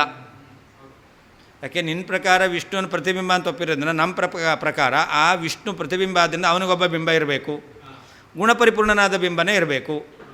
ಆದ್ದರಿಂದ ಅವನನ್ನೇ ಪರಮಾತ್ಮ ಅಂತ ಹೇಳ್ತೇವೆ. ಅತಃ ಸಗುಣಮೇವಾರ್ಥ್ಯಂ ತ್ವಯಾಪಿ ಚ ಮಯಾಪಿ ಚ ನಿರ್ಗುಣಾಶಾಂ ತ್ಯಜ ಭಜ ಶ್ರೀಶಂ ಮೇ ಸಗುಣಂ ಪ್ರಭುಂ. ಅವ್ರು ಹೇಳ್ತಾರೆ, ಅಂತೂ ನಿನಗೂ ನನಗೂ ಇಬ್ಬರಿಗೂ ಕೂಡ ಸಗುಣ ಬ್ರಹ್ಮನೇ ಬೇಕು. ನಾವಂತೂ ಅನಂತ ಕಲ್ಯಾಣ ಗುಣ ಪರಿಪೂರ್ಣನಾದ ಪರಮಾತ್ಮ ಬೇಕು ಅಂತ ಹೇಳ್ತೇವೆ. ನಿನ್ನ ಮತ ಪ್ರಕಾರ ಸಗುಣ ಬ್ರಹ್ಮ ಯಾರಿದ್ದಾನೋ ಅವನು ಪ್ರತಿಬಿಂಬ. ಸಗುಣ ಬ್ರಹ್ಮ ಪ್ರತಿಬಿಂಬನಾಗಿದ್ದಾನೆ ಅಂದರೆ ಅವನಿಗೆ ಬಿಂಬನಾದಂಥ ಸಗುಣ ಬ್ರಹ್ಮನೇ ಇರಬೇಕು. ಆದ್ದರಿಂದ ಸಗುಣಮೇವ ಅರ್ಥ್ಯಂ ತ್ವಯಾಪಿ ಚ ಮಯಾಪಿ ಚ. ಅಂದರೆ ನಾನೂ ಸಗುಣ ಬ್ರಹ್ಮನನ್ನು ಒಪ್ಪುವನು, ನಿನಗೂ ಕೂಡ ಪ್ರತಿಬಿಂಬತ್ವವನ್ನು ಕೂಡಿಸಬೇಕು ಅಂತಾದರೆ ಸಗುಣ ಬ್ರಹ್ಮ ಬೇಕೇ ಬೇಕು. ಅದರಿಂದ ಇಬ್ಬರೂ ಕೂಡ ಸಗುಣ ಬ್ರಹ್ಮನನ್ನು ಒಪ್ಪಲೇಬೇಕು. ಅದರಿಂದ ನಿರ್ಗುಣಾಶಾಂ ತ್ಯಜ ಅಂದರೆ ನಿರ್ಗುಣ ಬ್ರಹ್ಮ, ಆ ಬ್ರಹ್ಮನಲ್ಲಿ ಗುಣ ಇಲ್ಲ ಅಂತ ನಿನ್ನ ಅಪೇಕ್ಷೆ ಇದೆಯಲ್ಲ, ಆಸೆ ಇದೆಯಲ್ಲ, ಅದನ್ನು ಬಿಟ್ಟುಬಿಡು. ಮತ್ತು ಅವ್ರು ಹೇಳ್ತಾರೆ, ಶ್ರೀಶಮ್ಮೆ ಸಗುಣಂ ಪ್ರಭುಂ ಭಜ. ಅದರಿಂದ ನಮ್ಮ ಅನಂತ ಕಲ್ಯಾಣ ಗುಣ ಪರಿಪೂರ್ಣನಾದ ಲಕ್ಷ್ಮೀಪತಿಯಾಗಿದ್ದ ಪರಮಾತ್ಮ ಇದ್ದಾನಲ್ಲ, ಅವನನ್ನು ಭಜಿಸು ಅಂತ ಅವರಿಗೂ ಹೇಳ್ತಾ ಇದ್ದಾರೆ.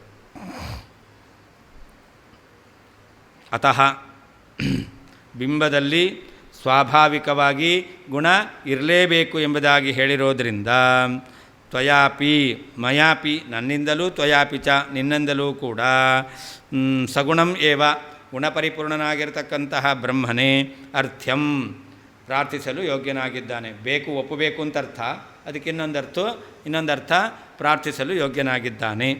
ಆದ್ದರಿಂದ ನಿರ್ಗುಣಾಶಾಂ ನಿರ್ಗುಣ ಬ್ರಹ್ಮ ಎಂಬತಕ್ಕಂತಹ ಆಸೆಯನ್ನು ತ್ಯಜ ಬಿಡು. ಮೇ ನಮ್ಮ ಸಿದ್ಧಾಂತ ಪ್ರಕಾರ ಸಗುಣಂ ಗುಣಪೂರ್ಣನಾದ ಪ್ರಭುಂ ಸರ್ವಸಮರ್ಥನಾದ ಶ್ರೀಶಂ ಲಕ್ಷ್ಮೀಪತಿಯಾದಂತಹ ನಾರಾಯಣನನ್ನು ಭಜ ನೀನು ಆರಾಧಿಸು. ಅವ್ರ ಮತ ಪ್ರಕಾರ ಲಕ್ಷ್ಮೀಪತಿ ನಾರಾಯಣ ಇದ್ದಾನಲ್ಲ, ಅವನು ಸಗುಣ ಬ್ರಹ್ಮ, ಅವನು ಪ್ರತಿಬಿಂಬ. ಆದರೆ ಲಕ್ಷ್ಮೀಪತಿಯಾಗಿರ್ತಕ್ಕಂಥ ಗುಣಪೂರ್ಣನಾಗಿರ್ತಕ್ಕಂಥ ಅವನು ಸಗುಣ ಬ್ರಹ್ಮ ಅಂತ ಹೇಳ್ತೀಯ ಅಂತಂದರೆ ಅವಾಗ ಅವನನ್ನು ಪರಮಾತ್ಮ ಅಂತ ನಾವು ಹೇಳಲ್ಲ.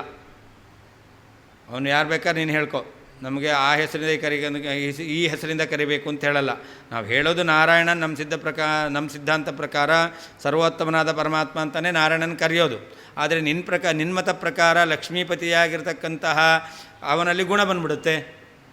ಅಂದರೆ ಅವನನ್ನು ನೀನು ಪರಮಾತ್ಮ ಅಂತ ಹೇಳಲ್ಲ. ಆದರೆ ಲಕ್ಷ್ಮೀಪತಿಯಾದ ಪರಮಾತ್ಮನಿಗೆ ಒಬ್ಬ ಬಿಂಬ ಇರಲೇಬೇಕು.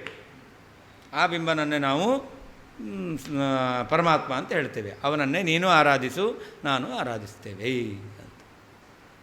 ಅತಃ ಬಿಂಬದಲ್ಲಿ ಸ್ವಾಭಾವಿಕವಾದ ಗುಣ ಎಂಬತಕ್ಕಂಥದ್ದು ಇರಲೇಬೇಕು. ಆದ್ದರಿಂದ ಮಯಾಪಿಚ ನನ್ನಿಂದಲೂ, ತ್ವಯಾಪಿಚ ನಿನ್ನಿಂದಲೂ ಕೂಡ ಸಗುಣಂ ಏವ ಗುಣಪೂರ್ಣನಾದಂತಹ ಬ್ರಹ್ಮನೇ ಅರ್ಥ್ಯಂ ಪ್ರಾರ್ಥಿಸಲು ಯೋಗ್ಯನಾಗಿದ್ದಾನೆ.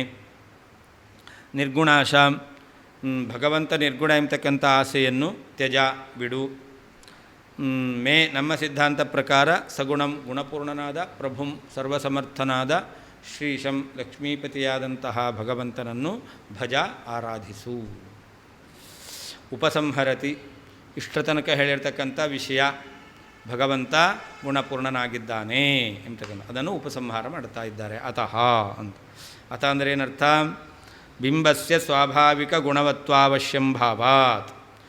ಬಿಂಬದಲ್ಲಿ ಸಹಜವಾಗಿಯೇ ಸ್ವಾಭಾವಿಕವಾಗಿಯೇ ಗುಣಗಳಿರಬೇಕು ಅನ್ನೋದನ್ನು ಒಪ್ಪಲೇಬೇಕು. ಪ್ರತಿಬಿಂಬದಲ್ಲಿ ಗುಣ ಬರಬೇಕು ಅಂತಾದರೆ ಬಿಂಬದಲ್ಲಿ ಗುಣ ಇರಲೇಬೇಕು. ಆದ್ದರಿಂದ ನೀವು ಪ್ರತಿಬಿಂಬನಾದವನು ಸಗುಣ ಬ್ರಹ್ಮ ಅಂತ ಹೇಳ್ತೀರಾ ಅಂತಂದರೆ ಸಗುಣ ಬ್ರಹ್ಮ ಪ್ರತಿಬಿಂಬನಾದ್ದರಿಂದ ಅವನಿಗೆ ಬಿಂಬನಾದವನು ಗುಣಯುಕ್ತನಾದವನು ಆಗಿರಲೇಬೇಕು. ಆದ್ದರಿಂದ ಸಗುಣ ಬ್ರಹ್ಮನನ್ನು ಒಪ್ಪಲೇಬೇಕು.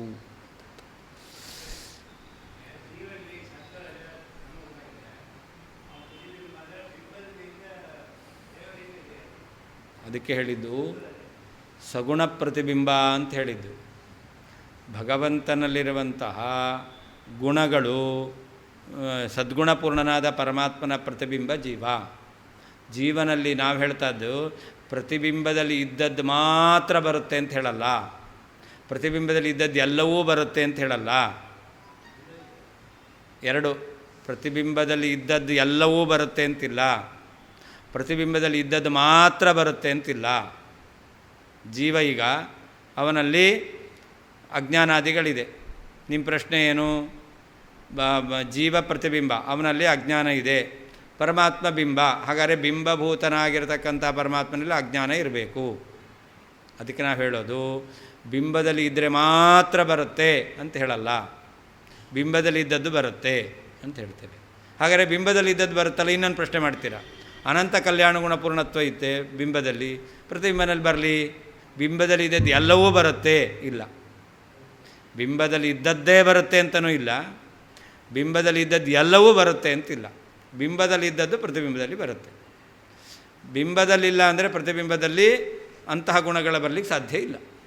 ಈಗ ಮುಖ್ಯವಾಗಿ ಏನಾಗಬೇಕು? ಪ್ರತಿಬಿಂಬದಲ್ಲಿ ಬರಬೇಕಾದ ಗುಣಗಳು ಅಂತಂದರೆ ಮಾಯಾಭಿನ್ನತ್ವ, ಅಜಡತ್ವ, ಆತ್ಮತ್ವ, ಈ ಎಲ್ಲ ಧರ್ಮಗಳು ಬರಬೇಕು. ಇದು ಎಲ್ಲಿಂದ ಬಂತು? ಮಾಯಾದಿಂದ ಬರಲಿಕ್ಕೆ ಸಾಧ್ಯ ಇಲ್ಲ, ಮಾಯಾ ಕಲ್ಪಿತ ಅಂದರೆ. ಯಾಕೆ? ಮಾಯಾದಲ್ಲಿ ಈ ಗುಣಗಳಿಲ್ಲ. ಹಾಗಾದರೆ ಈ ಧರ್ಮಗಳನ್ನೇನು ಹೇಳಬೇಕು? ಸಹಜ ಅಂತಲೇ ಹೇಳಬೇಕು. ಜೀವನಲ್ಲೂ ಈ ಧರ್ಮಗಳಿದೆ. ಹಾಗಾದರೆ ಜೀವನಲ್ಲಿಯೂ ಕೂಡ ಚೇತನತ್ವ ಇದೆ, ಜೀವನಲ್ಲಿಯೂ ಕೂಡ ಆತ್ಮತ್ವ ಎಂಬತಕ್ಕಂಥದ್ದಿದೆ. ಹಾಗಾದರೆ ಇದೆಲ್ಲ ಎಲ್ಲಿ ಬಂತು?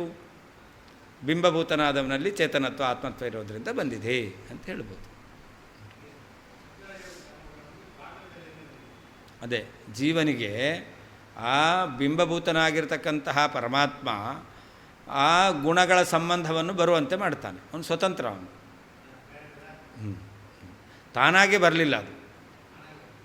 ಅದು ಅವನಲ್ಲಿಲ್ಲ, ಅದು ಜೀವನಿಗೆ ಮಾತ್ರ ಕೊಡ್ತಾನೆ. ಅದರ ಯೋಗ್ಯತೆ ಜೀವನಿಗೆ ಸತ್ವರಜಸ್ತಮೋ ಗುಣಗಳ ಸಂಬಂಧ ಇರುವಂತಹ ಯೋಗ್ಯತೆ ಇದೆ. ಅಲ್ಲಲ್ಲ, ಜಡಕ್ಕಲ್ಲ, ಜೀವನಿಗಿದೆ. ಜಡವಾದ ವಸ್ತುಗಳ ಸಂಬಂಧ ಹೊಂದಬೇಕು ಎಂಬುದು ಅವನ ಯೋಗ್ಯತೆಯಲ್ಲಿದೆ. ಅದಕ್ಕೆ ಅನುಗುಣವಾಗಿ ಭಗವಂತ ಕೊಡ್ತಾನೆ. ಅವನಲ್ಲಿ ಇರಬೇಕು ಅಂತಿಲ್ಲ. ಅದು ಭಗವಂತನಲ್ಲಿ ಸತ್ವರಜಸ್ತಮೋ ಗುಣಗಳ ಸಂಬಂಧ ಇರುವ ಯೋಗ್ಯತೆ ಇಲ್ಲ. ಜೀವನಲ್ಲಿ ಸತ್ವರಜಸ್ತಮೋ ಗುಣಗಳ ಸಂಬಂಧ ಬರಬೇಕಾದ ಯೋಗ್ಯತೆ ಇದೆ. ಅದಕ್ಕೋಸ್ಕರ ಸ್ವತಂತ್ರನಾದ ಪರಮಾತ್ಮ ಜೀವನ ಯೋಗ್ಯತೆಗೆ ಅನುಗುಣವಾಗಿ ಸತ್ವರಜಸ್ತಮೋ ಗುಣಗಳ ಸಂಬಂಧವನ್ನು ಕೊಡ್ತಾನೆ.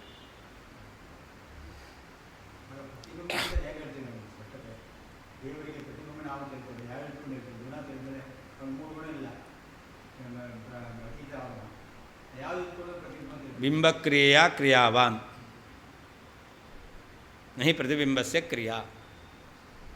ಜೀವನಲ್ಲಿ ಏನು ವ್ಯಾಪಾರ ನಡೀತಾ ಇದೆ ಇದೆಲ್ಲವೂ ಕೂಡ ಬಿಂಬರೂಪಿಯಾದ ಪರಮಾತ್ಮನಲ್ಲಿ ವ್ಯಾಪಾರ ಇದೆ. ಆದ್ದರಿಂದ ಜೀವ ವ್ಯಾಪಾರವನ್ನು ಮಾಡ್ತಾರೆ.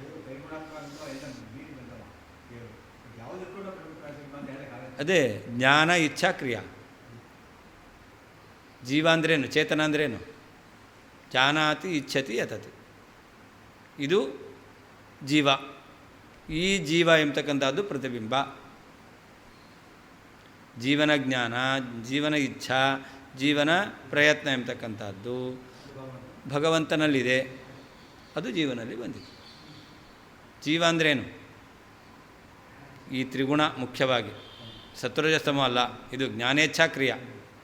ಇದೇ ಇರೋದು ಚೇತನ ಅಂತ ಕರೀತಾರೆ. ಯಾರು ಚೇತನರೋ ಅವರೆಲ್ಲ ಜ್ಞಾನೇಚ್ಛಾ ಕ್ರಿಯೆ ಜೀವನಲ್ಲಿಯೂ ಇದೆ. ಅದು ಸ್ವತಂತ್ರ, ಇದು ಅಸ್ವತಂತ್ರ, ಇಷ್ಟೇ ವ್ಯತ್ಯಾಸ. ಆದ್ದರಿಂದ ಅವನು ಬಿಂಬ, ಇವನು ಪ್ರತಿಬಿಂಬ. ಯಾವುದು? ಹೌದು, ಜ್ಞಾನ ಇಚ್ಛಾ ಕ್ರಿಯಾ. ಹೌದು ಹೌದು,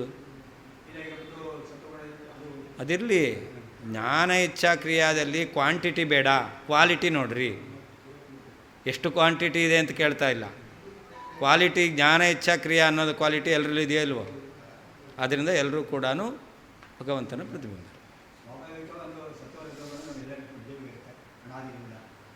ಸ್ವಾಭಾವಿಕ ಅಲ್ಲ ಅದು. ಜೀವ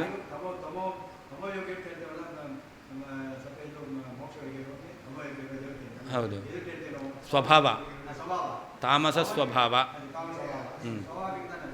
ಅದು ಸ್ವಾಭಾವಿಕ. ಹೌದು ಹೌದು, ಇಲ್ಲ ಅದು ಇದೆ.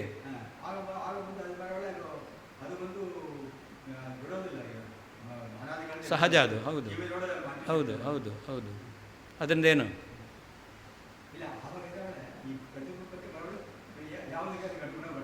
ಹಾಂ, ಅದಕ್ಕೆ ಹೇಳಿದಲ್ಲ ಪ್ರತಿಬಿಂಬ ಅಂದರೆ ಏನು? ಪ್ರತಿಬಿಂಬ ಜ್ಞಾನ ಇಚ್ಛಾ ಕ್ರಿಯಾ. ಇದು ಅಸ್ವತಂತ್ರವಾದ ಜ್ಞಾನ ಇಚ್ಛಾ ಕ್ರಿಯಾ. ಇದು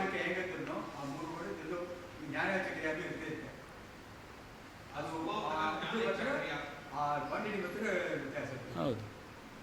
ಅದಕ್ಕೆ ನಾನು ಹೇಳ್ತೇನೆ, ಜ್ಞಾನ ಇಚ್ಛಾ ಕ್ರಿಯಾ ಎಲ್ಲ ಪ್ರತಿಬಿಂಬರಲ್ಲೂ ಇದೆ. ಯಾರ್ಯಾರು ಚೇತನ ಅಂತ ಹೇಳ್ತೀರೋ ಜ್ಞಾನ ಇಚ್ಛಾ ಕ್ರಿಯೆ ಇದೆ. ತಮೋಯೋಗ್ಯರಲ್ಲಿಯೂ ಕೂಡ ಜ್ಞಾನ ಇಚ್ಛಾ ಕ್ರಿಯೆ ಇದೆ. ಹಾಂ, ಹೌದು ಹೌದು ಹೌದು.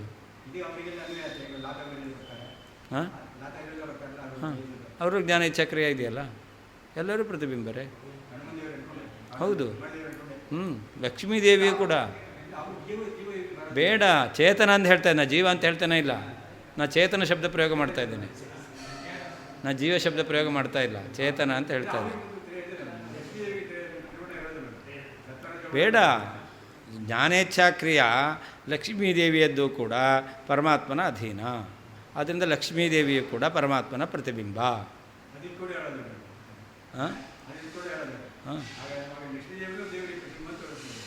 ಲಕ್ಷ್ಮೀದೇವಿಗೂ ಪರಮಾತ್ಮ ಪ್ರತಿಬಿಂಬ. ಹೌದು ಹೌದು, ಎಲ್ಲರಿಗೂ ಪರಮಾತ್ಮ ಬಿಂಬ ಅಂತ. ಹಾಂ, ಹೌದು. ಅದೇ ಅದಕ್ಕೆ ಹೇಳಿದ್ದು, ಮುಂದೆ ಹಿಂದೆ ಹೇಳಿದ್ದು, ಲಕ್ಷ್ಮೀದೇವಿ ಫಸ್ಟ್ ಜೆರಾಕ್ಸ್ ಕ್ಲಿಯರ್ ಆಗಿದೆ. ಹಾಂ, ಅದರಿಂದ ಮುಂದೆ ಅದು ಕಾಲ ವ್ಯತ್ಯಾಸವೂ ಆಗ್ಬೋದು, ಮತ್ತು ಯಂತ್ರದಲ್ಲೂ ದೋಷ ಇರುತ್ತೆ. ಅದರಿಂದಾಗಿ ಉಳಿದ ಜೆರಾಕ್ಸ್ಗಳೆಲ್ಲ ಹಾಂ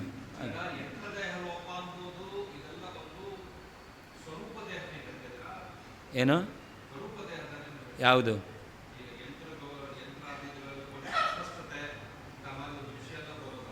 ಹ್ಞೂ, ಹೌದು ಹೌದು ಹೌದು. ಸ್ಥೂಲ ಶರೀರದಲ್ಲೂ ಆಗುತ್ತೆ, ಸ್ವಭಾವದಲ್ಲಿದ್ದಿದ್ದೇ ಸ್ಥೂಲ ಸ್ವರೂಪದಲ್ಲಿ ವ್ಯಕ್ತ ಆಗುತ್ತೆ ಕೆಲವೊಂದು. ಹಾಂ, ಆದ್ದರಿಂದ ಅದು ಸ್ಪಷ್ಟವಾಗಿ ಅಲ್ಲಿ ವ್ಯಕ್ತ ಆಗಲ್ಲ.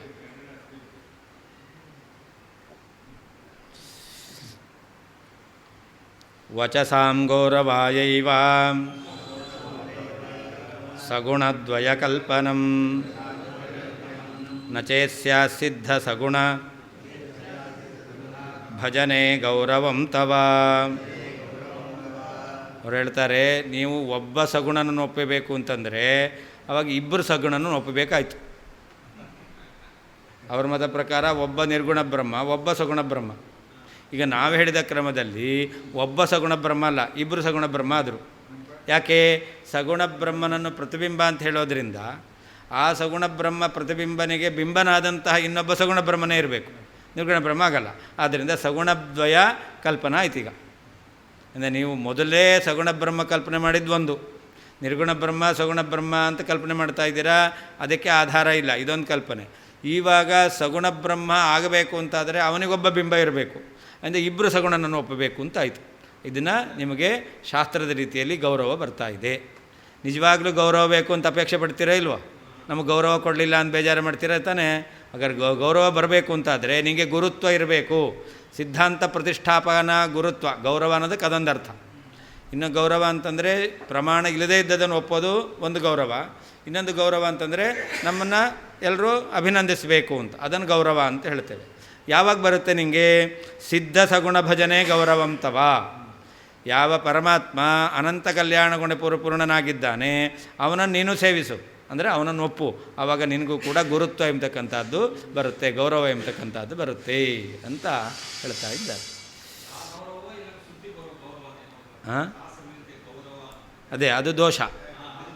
ಹಾಂ, ನೀನು ಇಬ್ಬರು ಬ್ರಹ್ಮನನ್ನು ಒಪ್ಪಿದ್ರೆ ದೋಷ. ಹಾಂ, ಗೌರವ, ಶಾಸ್ತ್ರದ ಗೌರವ. ಲೌಕಿಕದ ಗೌರವ ಬೇಕು ಅಂತಂದರೆ ಸಿದ್ಧನಾದ ಸಗುಣ ಬ್ರಹ್ಮನ ಆರಾಧನೆ ಮಾಡು, ಒಪ್ಕೋ ಅಂತ. ಹಾಂ, ಶಾಸ್ತ್ರದ ಗೌರವ ಬಿಡು, ಲೌಕಿಕವಾದ ಗೌರವ ಬೇಕು ಅಂತಾದರೆ ನೀನು ಇದನ್ನು ಮಾಡು. ಸಗುಣದ್ವಯ ಕಲ್ಪನಂ, ಸಗುಣ ಪ್ರತಿಬಿಂಬ ಅಂತ ಒಪ್ಪಿ ಪ್ರತಿಬಿಂಬಭೂತನಾಗಿರ್ತಕ್ಕಂತಹ ಸಗುಣನಿಗೆ ಇನ್ನೊಬ್ಬ ಸಗುಣನಾದ ಬ್ರಹ್ಮನೇ ಇರಬೇಕು, ಬಿಂಬಭೂತನಾದವನು ಎಂಬುದಾಗಿ ಇಬ್ಬರೂ ಬ್ರಹ್ಮರನ್ನು ಕಲ್ಪನೆ ಮಾಡ್ತಕ್ಕಂಥದ್ದು ವಚಸಾಂ ಶಾಸ್ತ್ರಗಳ ಗೌರವಾಯ, ಗೌರವ ದೋಷಕ್ಕೋಸ್ಕರ ಕಾರಣವಾಗುತ್ತದೆ, ಗೌರವ ದೋಷಕ್ಕೆ ಕಾರಣವಾಗುತ್ತದೆ. ನಚೇತ್ ಬಿಂಬಭೂತನಾಗಿರ್ತಕ್ಕಂತಹ ಸಗುಣನಾದಂತಹ ಬ್ರಹ್ಮನನ್ನೇ ನಾರಾಯಣ ಎಂಬುದಾಗಿ ಒಪ್ಪಲಿಲ್ಲ ಅಂತಾದರೆ ಸಿದ್ಧ ಸಗುಣ ಭಜನೆ, ಎಲ್ಲ ಪ್ರಮಾಣಗಳಿಂದ ಸಿದ್ಧನಾಗಿರ್ತಕ್ಕಂತಹ ಗುಣಸ್ಪೂರ್ಣನಾಗಿರ್ತಕ್ಕಂತಹ ಪರಮಾತ್ಮನನ್ನು ಸೇವಿಸಿದರೆ ತವ ನಿನಗೆ ಗೌರವಂ ಗುರುತ್ವವು ದೊರೆಯುತ್ತದೆ, ನಿನಗೆ ಗುರುತ್ವ ಬರುತ್ತದೆ ಅಂತ ಅರ್ಥ.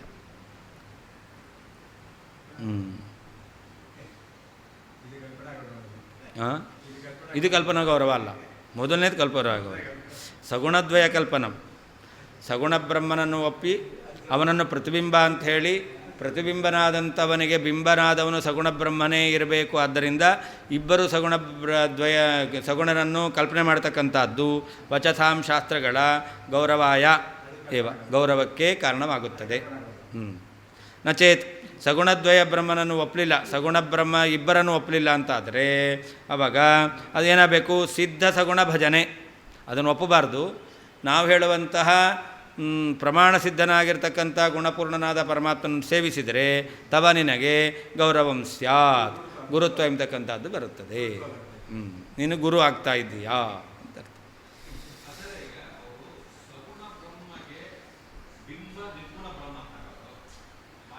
ಅದು ಹೇಳ್ತಾರೆ.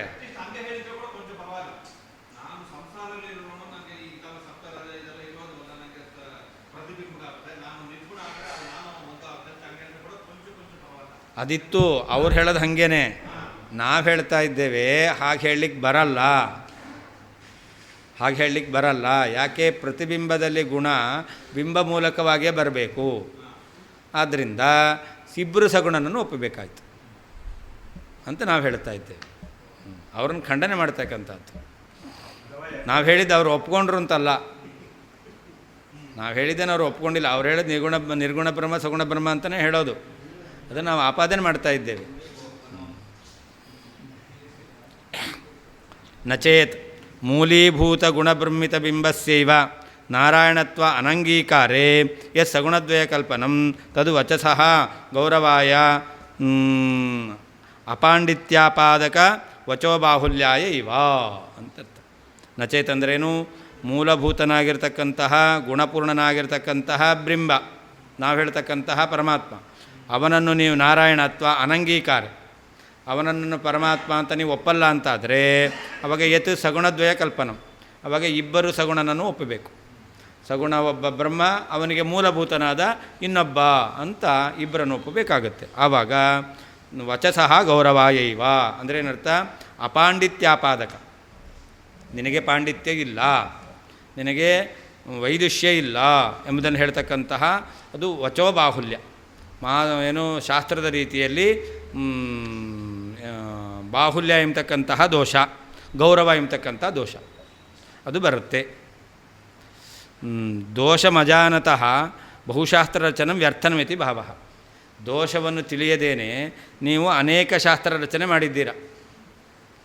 ಅದ್ವೈತ ಸಿದ್ಧಾಂತದಲ್ಲಿ ನಿರ್ಗುಣ ಬ್ರಹ್ಮನ ಸ್ವರೂಪವನ್ನು ಹೇಳಲಿಕ್ಕೋಸ್ಕರ ಅನೇಕ ಗ್ರಂಥಗಳನ್ನು ರಚನೆ ಮಾಡಿದ್ದಾರೆ. ಆದರೆ ಅದು ದೋಷವನ್ನು ತಿಳಿಲೇ ಇಲ್ಲ. ನೀವೀಗ ಸಗುಣ ಬ್ರಹ್ಮ ಒಬ್ಬ ಇದ್ದಾನೆ ಅಂತ ನೀವು ಪ್ರತಿಪಾದನೆ ಮಾಡ್ಕೊಂಡು ಹೋಗಿದ್ದೀರ, ಎಲ್ಲ ಗ್ರಂಥದಲ್ಲಿ ಹೇಳಿದ್ದೀರ. ಆದರೆ ಸಗುಣ ಬ್ರಹ್ಮ ಇರಬೇಕಾದ್ರೆ ಯಾವಾಗ ಇರಲಿಕ್ಕೆ ಸಾಧ್ಯ? ಇನ್ನೊಬ್ಬ ಸಗುಣ ಬ್ರಹ್ಮ ಒಪ್ಪಿದ್ರೇನೆ. ಅಂದರೆ ಈ ದೋಷವನ್ನು ತಿಳಿಯದೇನೆ ನೀವೇನು ಗ್ರಂಥ ರಚನೆ ಮಾಡಿದ್ದೀರಾ, ಇದು ವ್ಯರ್ಥ.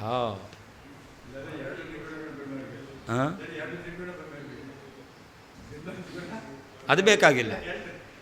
ಅದು ನಿರ್ಗುಣ ಬ್ರಹ್ಮನ ಪ್ರತಿಬಿಂಬ ಅಂತ ಹೇಳಲ್ಲ ಅವರು. ನಿರ್ಗುಣ ಬ್ರಹ್ಮನ ಪ್ರತಿಬಿಂಬ ಸಗುಣ ಬ್ರಹ್ಮ ಅಂತ ಹೇಳ್ತಾರೆ.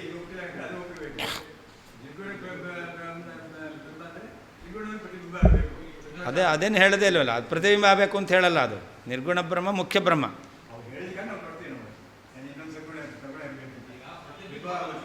ಅವರು ಪ್ರತಿಬಿಂಬ ಅಂತ ಹೇಳಿದ್ರಿಂದಾಗಿ ನಾವು ಈ ದೋಷವನ್ನು ಹೇಳ್ತಾ ಇದ್ದೇವೆ ಅಷ್ಟೇ.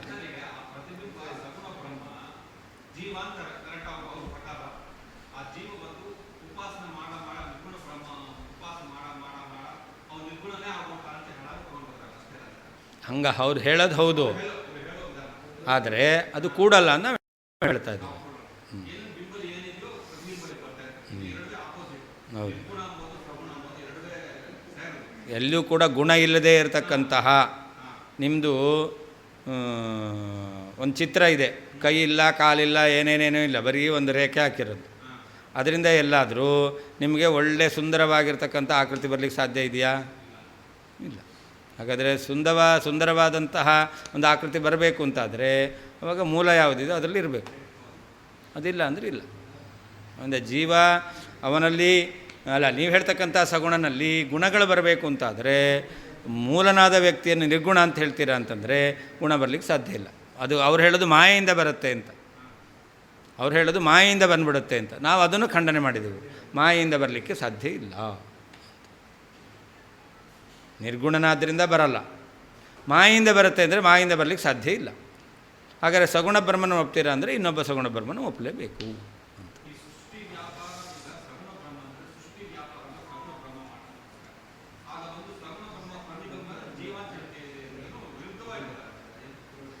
ಸಗುಣ ಬ್ರಹ್ಮ ಇದಲ್ಲ, ಅವನು ಒಬ್ಬ ಉತ್ತಮ ಜೀವ ಅಷ್ಟೇ. ಅವನು ನಿರ್ಗುಣ ಬ್ರಹ್ಮ ಪರಬ್ರಹ್ಮ ಅಲ್ಲ. ಅವನು ಇವನಿಗಿಂತ ಸಾಮರ್ಥ್ಯ ಹೆಚ್ಚಿದೆ, ಅದೆಲ್ಲ ವ್ಯಾಪಾರ ಮಾಡ್ತಾನೆ. ಅವನು ಮಾಯಾಕಲ್ಪಿತ. ಈ ಜೀವನೂ ಮಾಯಾಕಲ್ಪಿತ, ಸೃಷ್ಟಿಯಾದಿ ವ್ಯಾಪಾರವನ್ನು ಮಾಡ್ತಕ್ಕಂಥ ಶಬಲ ಬ್ರಹ್ಮನು ಮಾಯಾಕಲ್ಪಿತ. ಆದ್ದರಿಂದ ಮಾಯಾಕಲ್ಪಿತತ್ವೇನ ಅವನನ್ನು ಕೂಡ ಒಬ್ಬ ಚೇತನ ಜೀವ ಅಂತ ಹೇಳೋದು.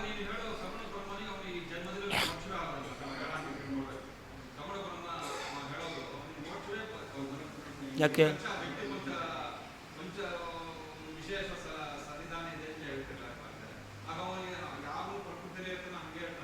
ಇಲ್ಲ, ಸಗುಣ ಬ್ರಹ್ಮನು ಕೂಡ ನಿರ್ಗುಣ ಉಪಾಸನೆ ಮಾಡ್ಕೊಂಡು ಮೋಕ್ಷ ಅಂತಾನೆ. ಉಳಿದ ಜೀವರೇನೇ ನಿರ್ಗುಣ ಉಪಾಸನೆಯಿಂದ ಮೋಕ್ಷ ಅಂತಾರೆ ಅಂದರೆ ಸಗುಣ ಬ್ರಹ್ಮನಿಗೆ ಯಾಕೆ ಆಗಬಾರ್ದು? ಅಷ್ಟೇ. ಎಲ್ರಿಗೂ ಇದೆ. ಅದೇ ವೇದಾಂತದಿಂದ ಅವರಿಗೆ ನಿರ್ಗುಣ ಬ್ರಹ್ಮನ ಜ್ಞಾನ ಬಂದು ಅದನ್ನು ಅಹಂ ಬ್ರಹ್ಮಾಸ್ಮಿ ಅಂತ ಉಪಾಸನೆ ಮಾಡಬೇಕು. ಆಗಲ್ಲ.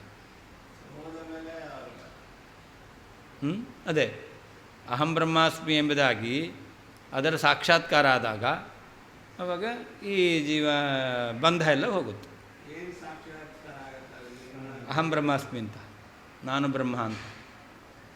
ನಮಗೆ ಹೇಗೆ ನನ್ನ ಪ್ರತಿಬಿಂಬ ಪರಮಾತ್ಮ ಅಂತ ಸಾಕ್ಷಾತ್ಕಾರ ಆಗುತ್ತೋ ಹಾಗೆ ಅವ್ರ ಮತ್ತೊಬ್ಬರು ನಾನೇ ಬ್ರಹ್ಮ ಅಂತ ಸಾಕ್ಷಾತ್ಕಾರ ಆಗುತ್ತೆ.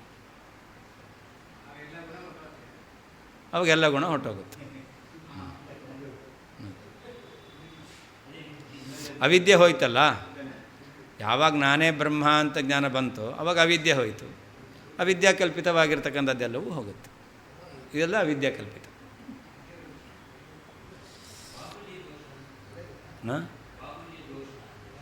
ಏನು ಬಾಹುಲ್ಯ, ಗೌರವ ದೋಷ ಅಂತ. ಸಿದ್ಧ ಸಗುಣ ಭಜನೆ ಅವಶ್ಯಕ ಏಕಗುಣಸ್ಯ ಭಜನೆ ತವೈವ ಗೌರವಂ ಸ್ಯಾತ್. ಅದರಿಂದ ಗುಣ ಪ್ರಮಾಣದಿಂದ ಸಿದ್ಧವಾಗಿರ್ತಕ್ಕಂಥ ಗುಣವಿಶಿಷ್ಟನಾದ ಪರಮಾತ್ಮ ಅವಶ್ಯಕೇಕ ಸಗುಣಸ್ಯ ಭಜನೆ. ಒಬ್ಬ ಸಗುಣ ಬ್ರಹ್ಮ ಇದ್ದಾನೆ ಅಂತ ಅವನನ್ನು ಒಪ್ಪಲೇಬೇಕು. ಸೃಷ್ಟಿಯಾದಿ ವ್ಯಾಪಾರ ಮಾಡಲಿಕ್ಕೆ ಬೇಕೇ ಬೇಕು ಅಂತ ಸಗುಣ ಬ್ರಹ್ಮ ಅಂತೂ ಬೇಕೇ ಬೇಕು. ಆ ಸಗುಣ ಬ್ರಹ್ಮ ಒಬ್ಬನನ್ನೇ ಒಪ್ಪಿದ್ರೆ ಸಾಕು. ನಿರ್ಗುಣ ಒಬ್ಬ ಬೇಕಾಗಿಲ್ಲ, ಅಥವಾ ಸಗುಣನಿಗೆ ಇನ್ನೊಬ್ಬ ಬಿಂಬ ಅಂತ ಬೇಕಾಗಿಲ್ಲ.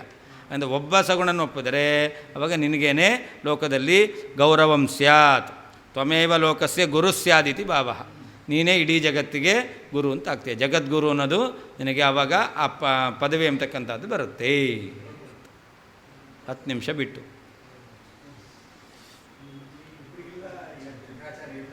ಹಾಂ ಹಾಂ ಆಗಿದೆ ಅಂತ, ಅವರಿಗಾಗಿದೆ ಅಂತ.